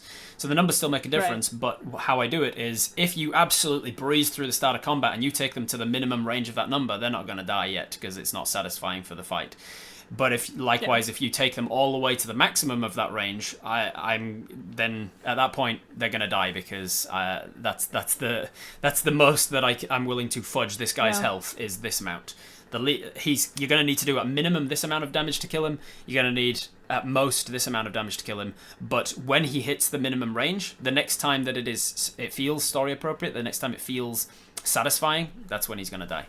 Usually, for a one shot, especially if I've taken the big bad evil guy as somebody's as like the main guy from somebody's backstory, which is usually how I do one shots. If he's like some guy's evil father, like Luke and Vader or something, then I'll be like, okay, the next time this guy hits his father for some amount of damage, I'll kill him at that point, because it's more satisfying to have him kill his own dad, kind of thing.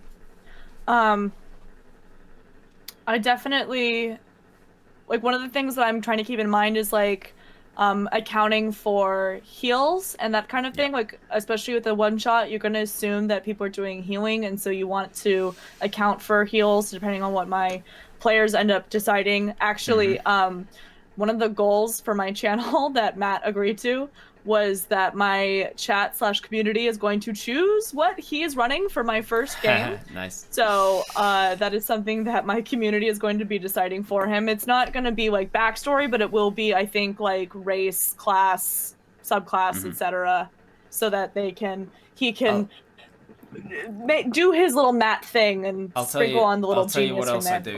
do for balance reasons. Usually when I'm creating a monster, because normally, especially for a big bad evil guy, I'm creating my own thing from scratch. Like, I'm not using a monster from the monster manual in 5e, because they're all fucking shite. But when I'm creating a monster, I will give them regular attacks and things that they're going to be doing every round. I'll give them a couple of cool features, and I'll give them some really powerful shit that I'm not necessarily even intending on using, but I'm giving them some high level spells or some high level abilities that I will use depending on the balance of how the fight begins in the first place. If the players manage to do some real fun strategy and they're like sneaking and they're organizing themselves and they've got this whole plan rolled out, and they roll a series of checks to actually get to the bad guy without being seen, and they start the fight with like all of their big spells and they're smiting and stuff, and suddenly they're already at the minimum of this guy's health bar. Yeah. They've started out so strong coming out right off the bat. Then I'll go, okay, I'm gonna rebalance this fight by bringing out their big guns immediately. He turns around, he uses this huge, powerful ability that smashes all of them, takes a couple of them down to 0 from full, whatever. Bam! Now we're sort of back into even, and they go, shit, this guy's powerful. I'm glad we got the upper hand on him immediately. Now rewind, go back to a bumbling party of idiots who go, I think he's in this room. Let's charge in. Blah blah blah. And they run through all of his traps. They're already at half health before they even get to him. They've used up most of their resources because they're terrible at resource management. They bust into the room, having given him 4 rounds of notice that they're coming. I'm not going to have him turn around and use his big fucking powerful ability because he doesn't need to be balanced. I'll use his regular attacks, his regular ability. It's happened in the Vive la Dirtly D&D campaign. There's a couple of times that they've fought a guy who had big powerful spells that he never used in the fight because I give him that in case they didn't. Right. So that's another balance thing you can do. It's just you choose what the guy is actually going to use or not. There's a homebrew ability that Matt has given to a couple of his big bads, and it started with how I met him in the roleplay relay. There was a boss named Tetrim who was an elephant folk. I forgot what the name is off the top of my head of that race, but his name was Tetrim. He was a dick. I was playing a Kalashtar Stars Druid named Alara, and he quite literally separated her from her quarry, which is her like half. If you're not familiar with the Kalashtar, they have a spirit basically called quarry connected to them, but he took it. He separated it from her because he was going to use the quarry for bad stuff. But either way, this fucker, he gave the ability to basically, if you save, you're at half health. If you don't, you're down. Yeah. Like, or you're like 1. I forgot. I have to go look at exactly what it was. I've had that experience with at the hands of Matt before as well. Yes. The first time he did that was in roleplay relay, to my knowledge, and I so badly want to use it against him. Absolutely. Because his mouth is going to drop open and he's going to know exactly what that move is because it's fucking his, and I want to use it against him so badly. Yeah, absolutely do it. So that is one of the things that I know for sure my big bad is gonna have. So we're gonna have a little bit of homebrew, not even my homebrew, but mostly. Be prepared that using that thing, you're like, oh cool, it's gonna be this one major thing that happens, and then everybody fails, and they all drop to 0 hit points, and then be prepared for what happens. Like I said, I am hopeful that because of the people that I know who are playing, I am hopeful that they're going to make the right checks and they're going to be smart about it. Who knows? They might not. And if they don't, then I might not use that ability. If they're already, as you said, if they're already fucked, then I'm not going to try and like use that ability if they are really like not doing well. But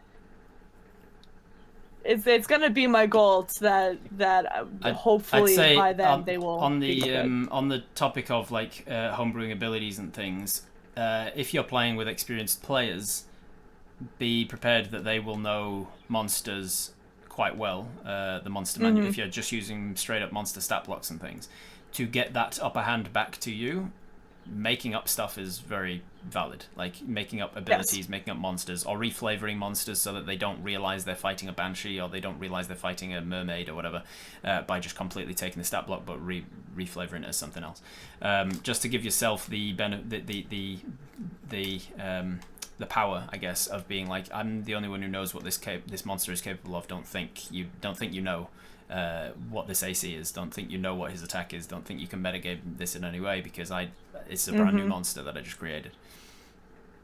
Yeah, no, I mean I know the other end of that, you know what I mean? Because I've been playing for so long, and half the time when any DM, if they're using anything from the monster manual, there's a lot of things that I recognize at this point. A lot of things that I recognize, and I'm not even someone that has really like read the monster manual from front to back. I haven't technically read all of the player's handbook. I've read most of the player's handbook. I haven't actually ever looked at it specifically just to read it from start to finish.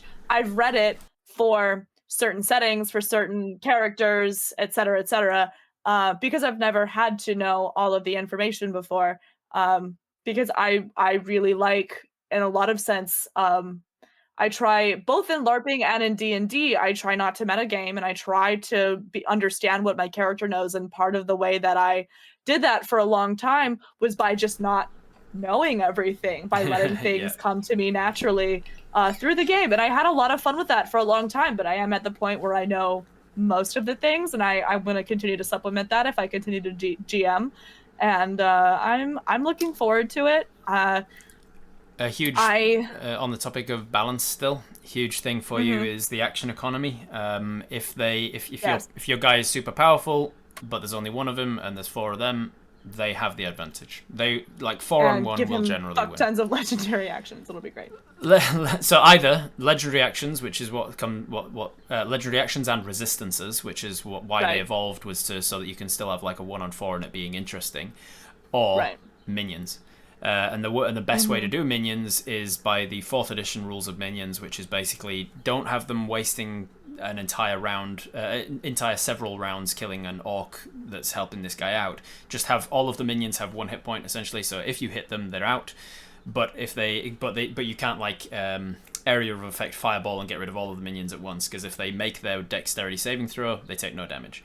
So basically, all minions in 4th edition have 1 hit point, but they have the evasion feature of like if they make their saving throw, they're still around. That way they can still they still have to make that choice of like do I waste my turn getting rid of the small guys? Like I know that I'll hit them and I'll take them out and they'll be gone, but it's my whole turn gone. Or do I go for the big guy and have the orc hitting me for quite a bit of damage? Because although they've got 1 hit point, the minions still hit like truck. They still hit like their regular stat block says. So minions is a really good way of getting the action economy in their favor. It also keeps the fight dynamic. I would say to warn against having too many minions, though. Like a lot of these things are experience you're just going to learn through time. But like having too many means that you're just going to be playing with yourself in right. Well, I think something to pay attention to is just how much damage output. And that's how you scale your fight, is how much damage output that your players are giving. Because if they end up doing a lot of turns where they're not actually doing a lot of damage output, they're doing with other things, and they're not doing damage to the big boss, then, like you said, then maybe you're not going to be using the hardest hitting things, or you know what I mean. You're not using a meteor shower. Yeah. Like immediately, you're gonna wait until they've dealt with some of the damage. You know what I mean? You're just keeping attention to where and how much damage output your players are actually doing versus how many mass heals are still could possibly be in play versus how many the players in their spell slots and all the resources that they have. How much do they have at their disposal versus what your actual health bar is at. Yeah. So I would say as well that erring on the side of overbalanced in your favor is probably more Matt's playstyle. Matt is the type of GM who's like, if you die, you die. It's fine. I tend to give my players some amount of plot armor. That's just how I prefer to tell stories. But I also enjoy games where I'm like, oh fuck, I'm gonna die, and the GM just clearly doesn't care. Likes scaling things so that the numbers line up to there is always possibility of death and always possibility of succeeding. He never tries to get a TPK, but he doesn't care if there's a TPK because he is very much a I want the roles to decide kind of guy. And I think I'm the kind of person where I don't mind if there is a character death if that's what the roles decide, but I am erring toward the side of, especially in a one-shot, because dying in a one-shot makes it very boring for the person that's there. I like Matt in the past, but Matt does really interesting things by letting them have effect on their turn. They can either sometimes they'll either give disadvantage to things or give advantage to people, or you know what I mean, or kind of do bardic inspiration kind of things, especially for specifically one-shot types, especially when you have guests and that kind of thing. Online, it just, those games function differently. They're not normal D&D. Streamed D&D, especially when you have redeems and other things, and when chat can help, whether you have redeems or not. But the point is, that is a different structure of D&D, because the purpose isn't just your players, it's also the audience, and the audience is entertainment as well. On the topic of that and being boring, it's not just if the character dies either. Try and avoid, just general GM tip for you regarding combat, try and avoid skip a turn features.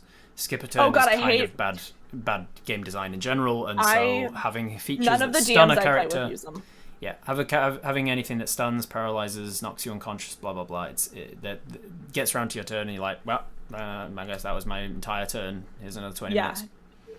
No, I agree. I have been on the receiving end of stuns. I think they are the fastest way to make your players actually genuinely upset Yeah. and feel very defeated. And that's not the fucking point of D&D. Like, I And if think you it's have good to have this is why moments, legendary but resistances are useful if you do have a single target for them to hit, because they will it's a very much a one-sided relationship there, because they are absolutely able to use skip a turn features against you. They can use stun and paralyze and whatever else on you, but having legendary resistance to be like, actually it doesn't work, that can also feel like, oh, I just wasted my thing and it did nothing. So sometimes I try to have like a middle ground. I'm like, okay, he's not gonna be entirely stunned. He's gonna use his legendary resistance to succeed, but instead of his multi-attack on his next turn, he's only gonna get one attack or something like. right, It'll reduce he can only take, instead of paralyzing him, he can only move at half speed or something like. So you've done something to him, but I am not gonna just have this guy sit out and you wail on him for the next round. Another reason for having minions as well is like, even if your main guy is paralyzed for a round, yeah, fine, I'll hit you with all these minions instead. Try and make you drop concentration on the spell. Yeah, no, I think there's lots of ways to both, like, I also, like, there's certain spells that I think are worded very poorly that are not very clear. Like, I think home rules and table rules are, like, very important for DMs, one, to be clear with their players about, but also to figure out what works for you, and that you find that out over time.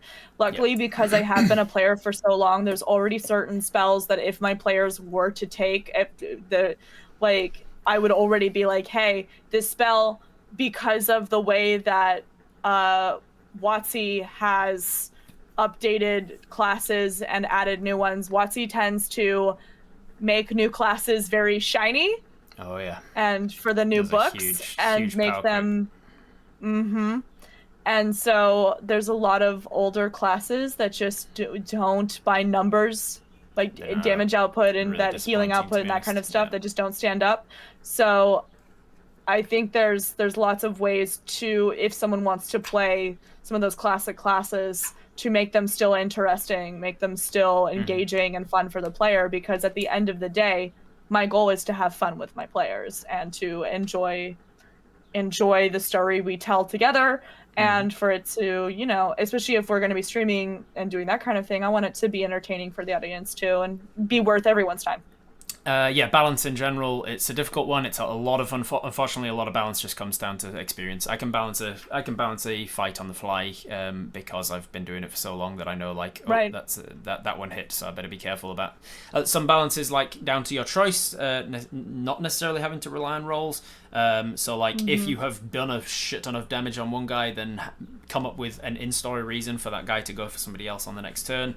Mix things around a bit, whereas sometimes it can be quite fun and anxiety inducing for the character for the player in a good way, to be like, this is your big bad evil guy, this is the guy who killed your entire clan and blah blah blah, and he went crazy because of the shard of demon thing that he took, and so he's gunning for you, and the rest of your party is not going to take any damage in this fight, except for like collateral damage from area of effect things, but they're not the target, and they have to focus on trying to whittle this guy down, trying to stop him, trying to slow him down, or trying to heal you because he's going for you.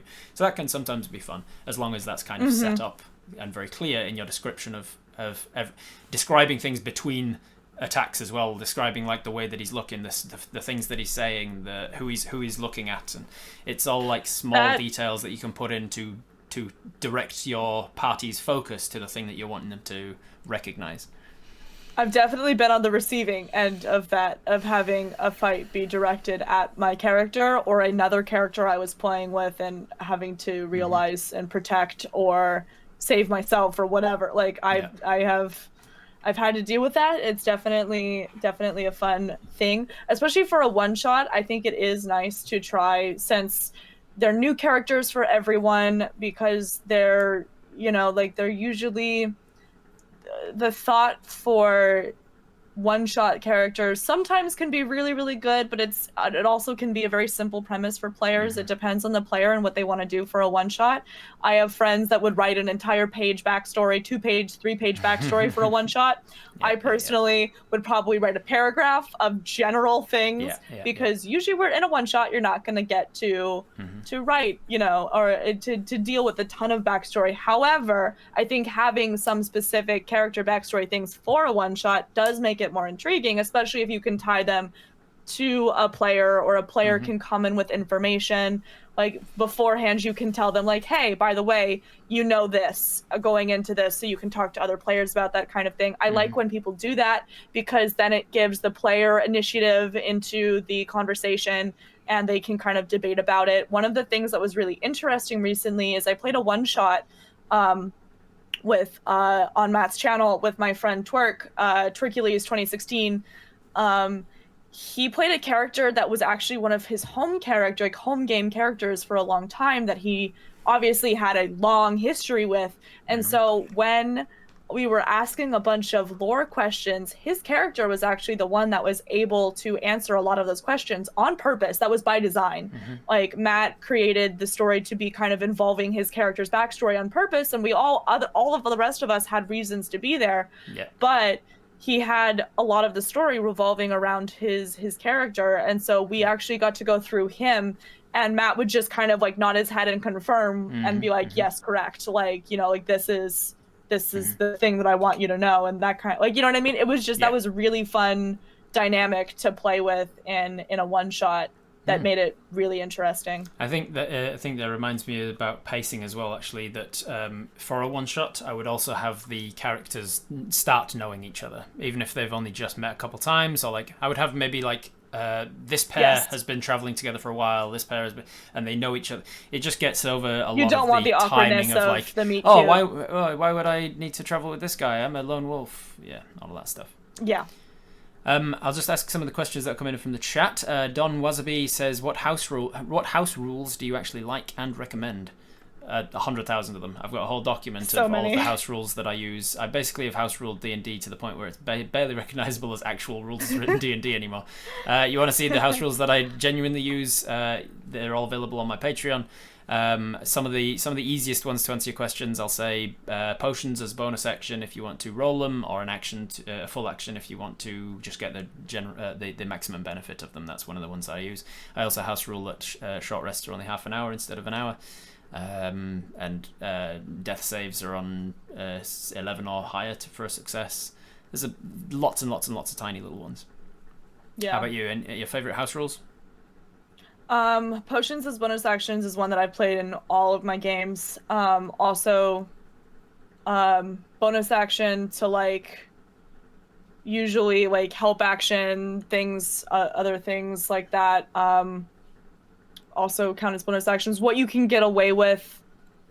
One of the things that I think is illusionary spells are kind of DM based on how effective they are. I think some DMs don't run illusion spells well because they don't let their monster / bad guy NPCs get affected as much as they might and should be, and don't continue that. Without a spoiler in any way too much, I had this in a game just yesterday, day before yesterday, when I was running the PvP Battle Royale of the Vive la Dirt League thing. It was all four of the usual party members just in a Battle Royale to the death. Barradoon uses Major Illusion quite a lot, and he used it at some point in the fight, and the rest of them are like, oh, well, how do we not metagame that, because we know that he uses illusions, but we haven't. And I was like, you don't metagame it by following the rules as written, as illusions are meant to work, by actually looking at it and saying, until you have used your action to make an investigation check, you think that illusion is real. Unless you have a reason to believe that the illusion is not real, you have to act as if it is. For example, we were fighting a vampire in a game, and one of the other players used an illusionary spell to make it look like all of us were glowing radiant magic. Right, yeah. And obviously a vampire looking at this radiant energy is going to be like, no, thank you. Oh, shit. And so he actually ended up backing up from all of us, doing some distant spell stuff, but trying to stay the fuck away from us because he was grabbing us by the necks and hoisting us off the ground and like doing shit all up in our faces. But as soon as he did that illusionary spell, he was out of there. He was like, no, fuck that, that's gonna kill me. You know, like he believed it, he fully believed it. He changed how he was fighting, and it got him to, my character was in a chokehold, and it got him to like put me down and leave me the fuck alone. And the important thing is, like, if you, for example, if you make an illusion against like an ankeg or something, or a boulette, and it's illusion of a man that's running over that way, and you're trying to get the thing to chase it. If you, as the dungeon master, know this monster has tremor sense though, and so he knows that isn't real because it's not actually making any footfalls on the ground. Don't just go, it doesn't work.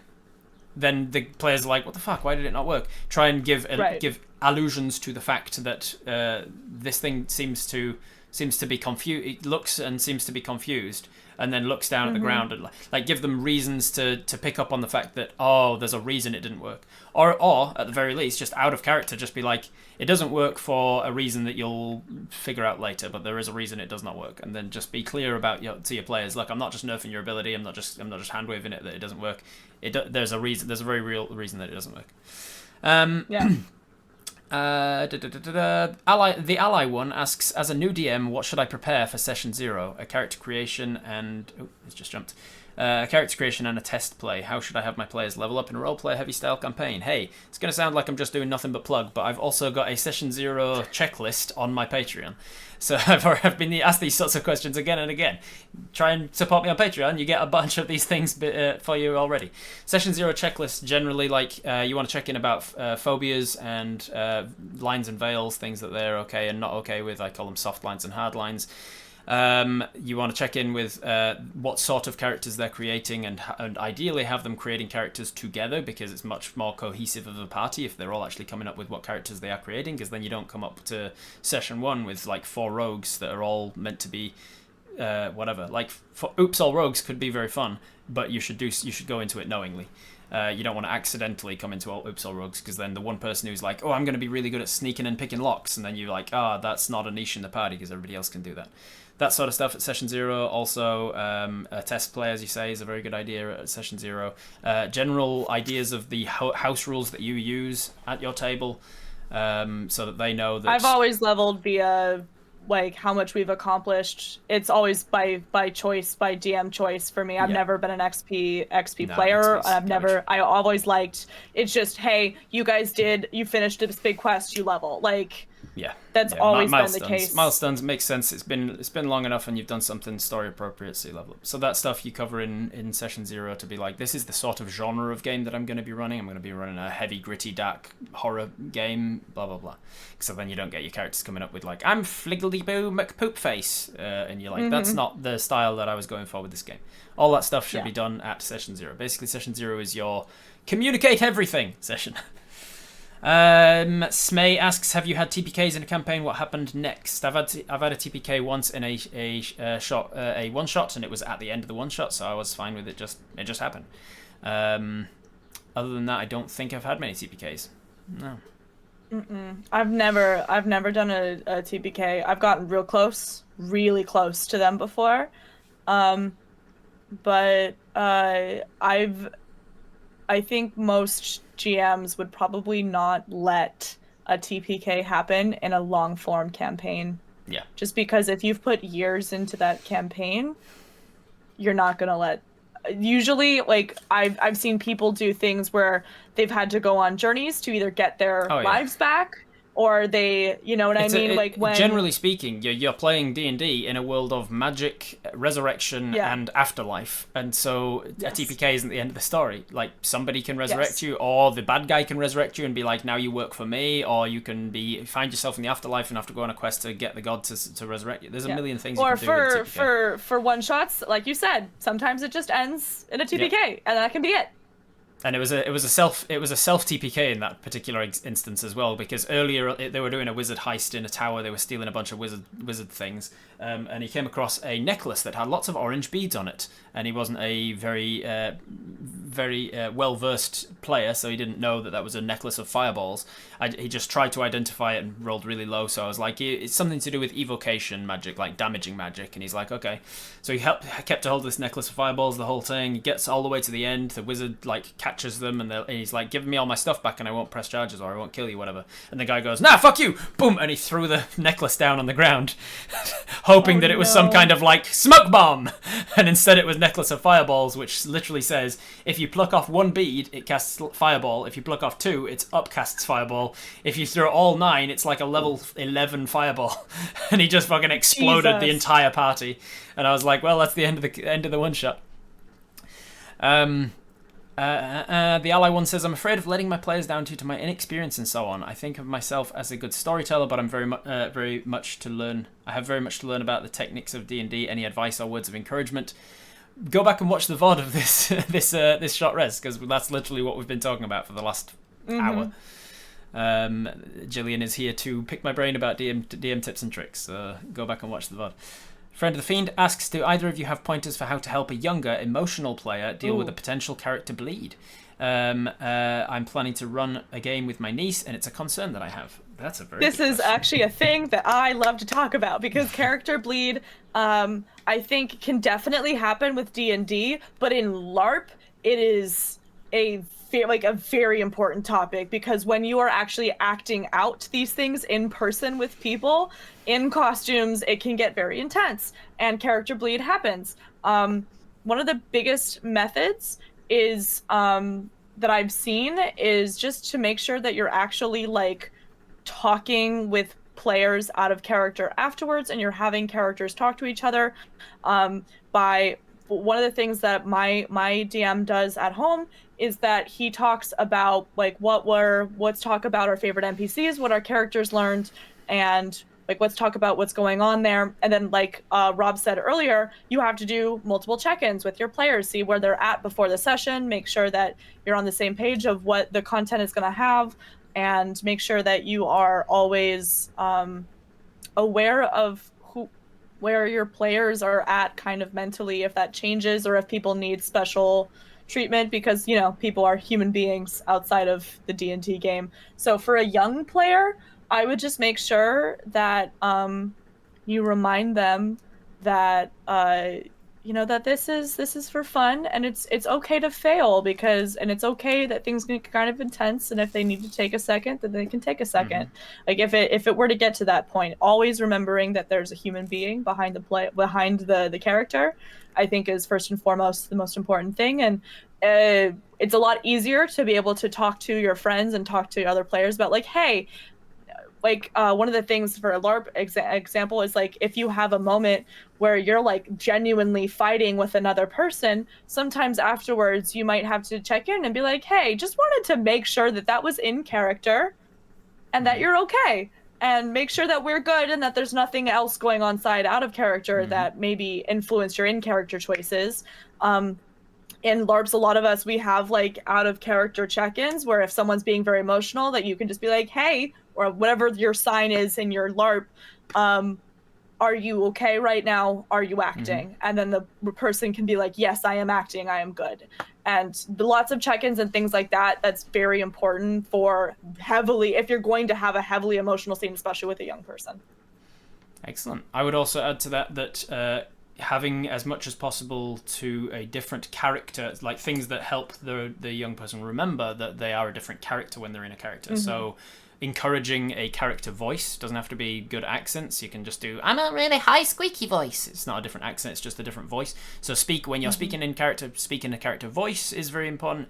Have a different mannerism. So like if I'm in character, I'm hunched over like this and I'm talking in this, because then you're remembering that you're a different person. Having characterized costume. So like have a hat that you put on when you're talking in character, or a scarf or something, or glasses, or having those things to help your young person having those things to help your young person go, when I'm doing this, I'm in character, so I can be angry and I can be emotional and blah blah blah. And then like if you start to see them doing that when they're not in character. You can be like, hey, we're not in character. Remember, this is, the emotions of your character doesn't have to be emotions of you. All that stuff. Yeah. That could hopefully help. Let us know how it goes, Friend of the Fiend. Spates asks, how much collaboration do you have with your players about where the story goes or what they want in the game? Big picture stuff. Or do you have a complete story idea of what the campaign will be and just adjust small things on the way, but the story still follows your original plan? I will check in. The part of my check-ins with my players is to see, is there anything you want? Like, is there a character arc that you would love to see happen with your characters? I'd love to get a scene where I get to confront my father for leaving. Then you're like, okay, I'll keep that in mind and I'll put that into the game further down the line or whatever. Right. I do check in with my characters about collaborating where the story goes. I Not think sure much more to say about it. It's just like, I do check in. Like, I've got the overall plan, but I do definitely include what they want in it as well. I'm currently playing a game that is basically like fairy tales turned on their head, and it's very there's a lot of like stereotypical tropes of fairy tales that we kind of take a left turn from. And it's been really fun, but I think overarching, we all kind of have a sense of where we would like to see our characters, like best case scenario, where we could see them ending up. But it's not like a very specific story. Like it's we don't have the details of how we get there. We don't even know that we're going to get there, and that might change as our character changes. Mm-hmm. Like you said, you can check in with people, but I think having an idea of where what is driving your character, what is like making sure your players, what your players are like their characters are driven towards and what they want and what they're afraid of and that kind of thing is really helpful to telling an overarching story that has multiple arcs and has multiple levels of intrigue that isn't just start to finish, cut and dry. Yeah. All right, we're running low on time, but I've still got time while you do. So what other questions have you got for me, Gillian? Did we get through yours?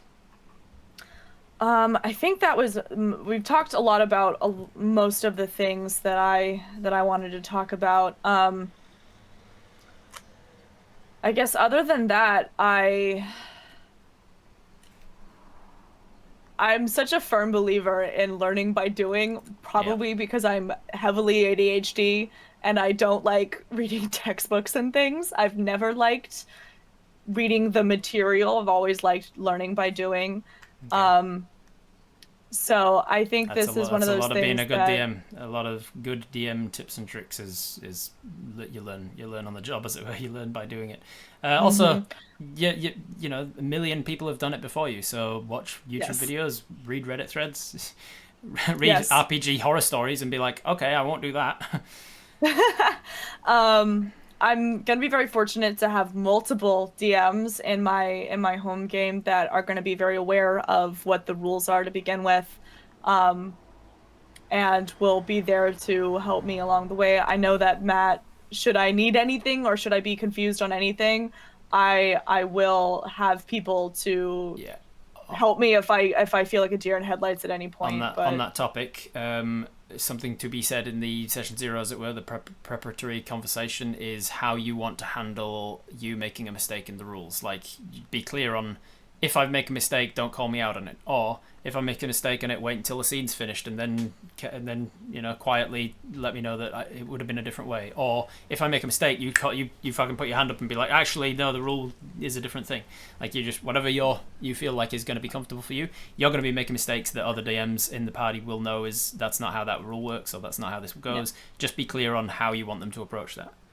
One of the things that I'm definitely going to be doing before I run my game, once my players make their characters, I'm going to be going over the characters and how they function if I haven't played those classes. And even if I have played those classes, I'm going to make sure and refresh myself. Yeah. I've played a lot of classes at this point, probably almost all of them for the base classes. Subclasses, obviously, I have not gotten to everything, but I've played most of the base classes by this point. And so I feel like I have, and I'm played with so many of them, and so I definitely have a firm grasp on many of them. And besides, even the best GMs in the world still fudge rules, make mistakes, and I'm the kind of person that would much rather have my player be like, hey, I think it's like this, and then I would look at the thing and be like, let's read the thing, and then we find an agreement together. I want to find an agreement in the morning, in the moment, because I want I want every player to feel like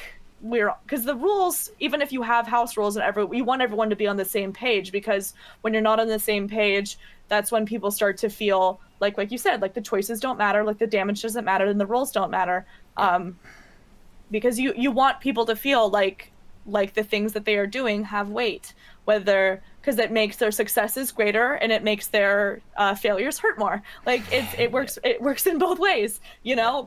When you treat them like they matter and everyone's on the same page and everyone feels like they are heard and everyone feels here's a tip everything makes sense.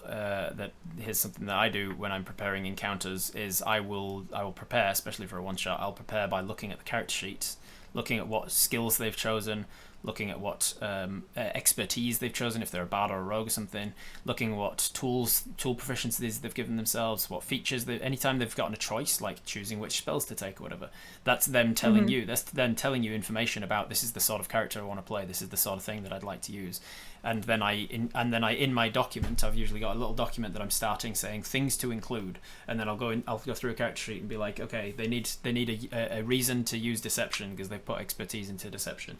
They need a reason to use fire, something to use fire magic against. Oh, they've taken the what's the feat called? Elemental Adept or whatever it is. They've taken the Elemental Adept, which allows them to ignore resistance to fire damage, so make sure to include a monster that is resistant to fire damage. Yeah, like they've taken this cantrip, or they've taken that feat or whatever, and so you include something that allows them to use that thing, because then they get to feel like a badass. And my primary focus as a dungeon master is make my players feel like badasses. That's what I love more than anything, is when they get to use a thing and be like, oh fuck yeah, he's an undead and he's a fiend, I'm gonna smite him and get an extra D8 from undead, an extra D8 from fiend, I'm gonna put a 3rd level smite in, I'm gonna do all this fucking damage, and I'm gonna kill him in one shot. For me, D&D has always been puzzle solving. Whether it's, how do I get through this fight without everyone dying? How do I get this fucking door open? Because, God, doors are just the worst in D&D sometimes. You know what I mean? Like, but that's always the case. It's problem solving. It's a puzzle, and that puzzles in general have always been something that just make my brain go burr. And so I think I'm gonna enjoy crafting that kind of puzzle, like problem solving energy for other people. I'm really excited. And if you are going with puzzles, just remember that like I was kind of hinting at before with the don't lock progression behind a roll. It's the same with puzzles. Like, make sure there's other ways to solve this puzzle. Like, give them a puzzle and then give them like if you can't solve it in X amount of time, there's also, you can just fight your way out of this. We can turn this into a combat instead of a puzzle. Or like if you don't solve this puzzle, you can make intelligence saves. And when I'm doing a literal puzzle, I usually have a bullet point list of like, if they make an intelligence saving throw, if they make an intelligence check to solve this puzzle, I'll give them this clue. And if they do it again, I'll give them the 2nd clue, and I'll give them the 3rd clue, until eventually I'm basically just telling them what the thing is, and they can get around the puzzle by just making checks. Alright, we got a question from Ally1 saying, how do you prepare for PC character arcs? Do you rely on natural growth, or do you plant the plot hooks early for it? They plant the plot hooks themselves. How I run my stories, how I come up with stories is only when people have come up with characters and backstories. I've got a million different possible stories. It's like looking at a blank canvas and going, I don't know where to start. I don't even know what I want to what I want to draw. But if someone comes along and splashes a bunch of shit on that canvas, then I can be like, oh, that kind of looks like an elephant riding a giraffe. Let me start there. And it's the same with character backstories. I can't go until you've given me what character you want to play, and then you give me some even if you've given me just a paragraph, that's telling me, okay, you don't care too much about the details, but you just want this general thing. Or if you've given me 6 pages, it's telling me, okay, you really care about the details, let's use that. And then I go through your backstories and I go, which plot hooks have you already seeded for me? Okay, it's quite clear that you want something to do with revenge against this guy or whatever, and then that's how I seed my character arcs. I think in a lot of my games, I've enjoyed when we get kind of either more we get a choice that our character kind of has to make, either in the direction of something that feels comfortable or in the direction of growth, or what, you know what I mean? When you can take something in multiple directions. Like one of the things, I have a character that is very stabby now, questions later. At least that's how she used to be when we started the campaign. And over time, she learned slow the fuck down, maybe ask some questions first and then stab later. Because we have a very pacifist group, but she wasn't a pacifist. She was very much like, and so she's had to learn to chill. And that's like something that I think a player really, like, you can give them pushes, but they have to be the ones to decide where their character is growing and what their character is going to do with what happens to them. Wonderful. And so you can give like a point where they have to choose this way or that way, and there's, or come up with their own third option, because players can always come up with their own unexpected option. I saw a fantastic meme that was like it was a downpipe, a drain pipe, and the water was pissing out of like a hole, a crack in it, and it was like what you intended them to do was the downpipe, then what the party actually ends up doing, and then the water was happening to fall into another crack in the other pipe. That it's like it was like a 90 degree, and so the water ends up where it was meant to be, and it's like how the party luckily manages to just achieve what they were meant to be doing. It was great. Yeah, that's exactly how it is. You intended them to go down the downpipe and across here, and instead they just found fucking crack and came out, and then happened to land in the pipe anyway. One of my favorite things that happened in my home game is we got to a BBEG for the end of this one arc, and he basically gave us his whole like spiel, and then at the end it was basically like, unless you have, because we were in like a pocket realm whole story, I'm not going to give all the details, but he's like, unless you have a way to save all these people that are on this train that can never be stopped, I am gonna kill you all now, because I'm gonna keep these people alive, because there was a whole thing. But we literally had a magical doorknob that opened up. Oh, is that all? Yeah, we can do that. He's like, yeah, exactly. You can't? Oh, you can? Okay. And so that's exactly what happened. And our group has a history of collecting NPCs that we shouldn't be allowed to collect. And so we've just been taking people from all these places and turning them into our allies, and I fucking love it. But I love when that happens, when players get to think really outside the box, and it's very fun. We've had a couple instances of things like that. We have a hole thrower that definitely has caused a lot of chaos.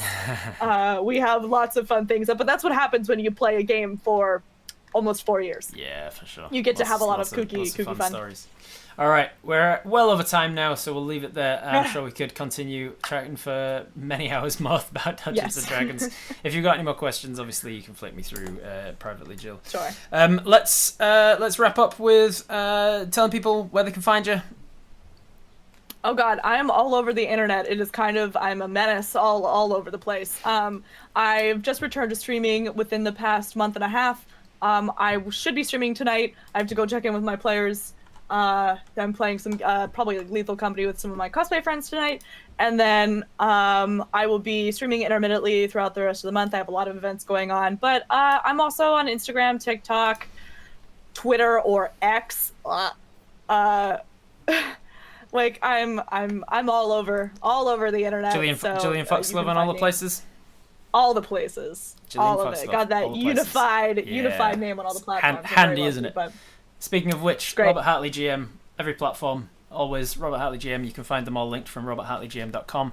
If you're here from Jillian's community, welcome in. I'm a full-time professional Dungeons and Dragons content creator, most well known for being the DM for comedy group Viva the Dirt League. But I'm all over the place in my own right as well. I also, here on my channel, run an interactive D&D game. So if you want to play D&D but you have no one to play with, you can come and join in my my campaign called Twitch Tales, where the entire chat is hive mind controlling the actions of the main character, Apis Hive. So you can come and join in an interactive D&D game with me.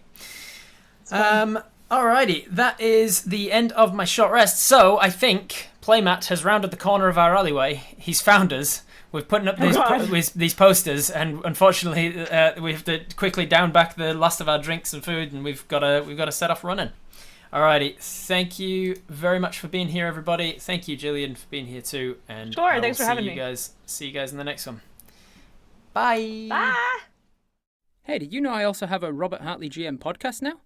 Yeah, if YouTube is a bit much on the old bandwidth, you can go and check out the podcast in the links below.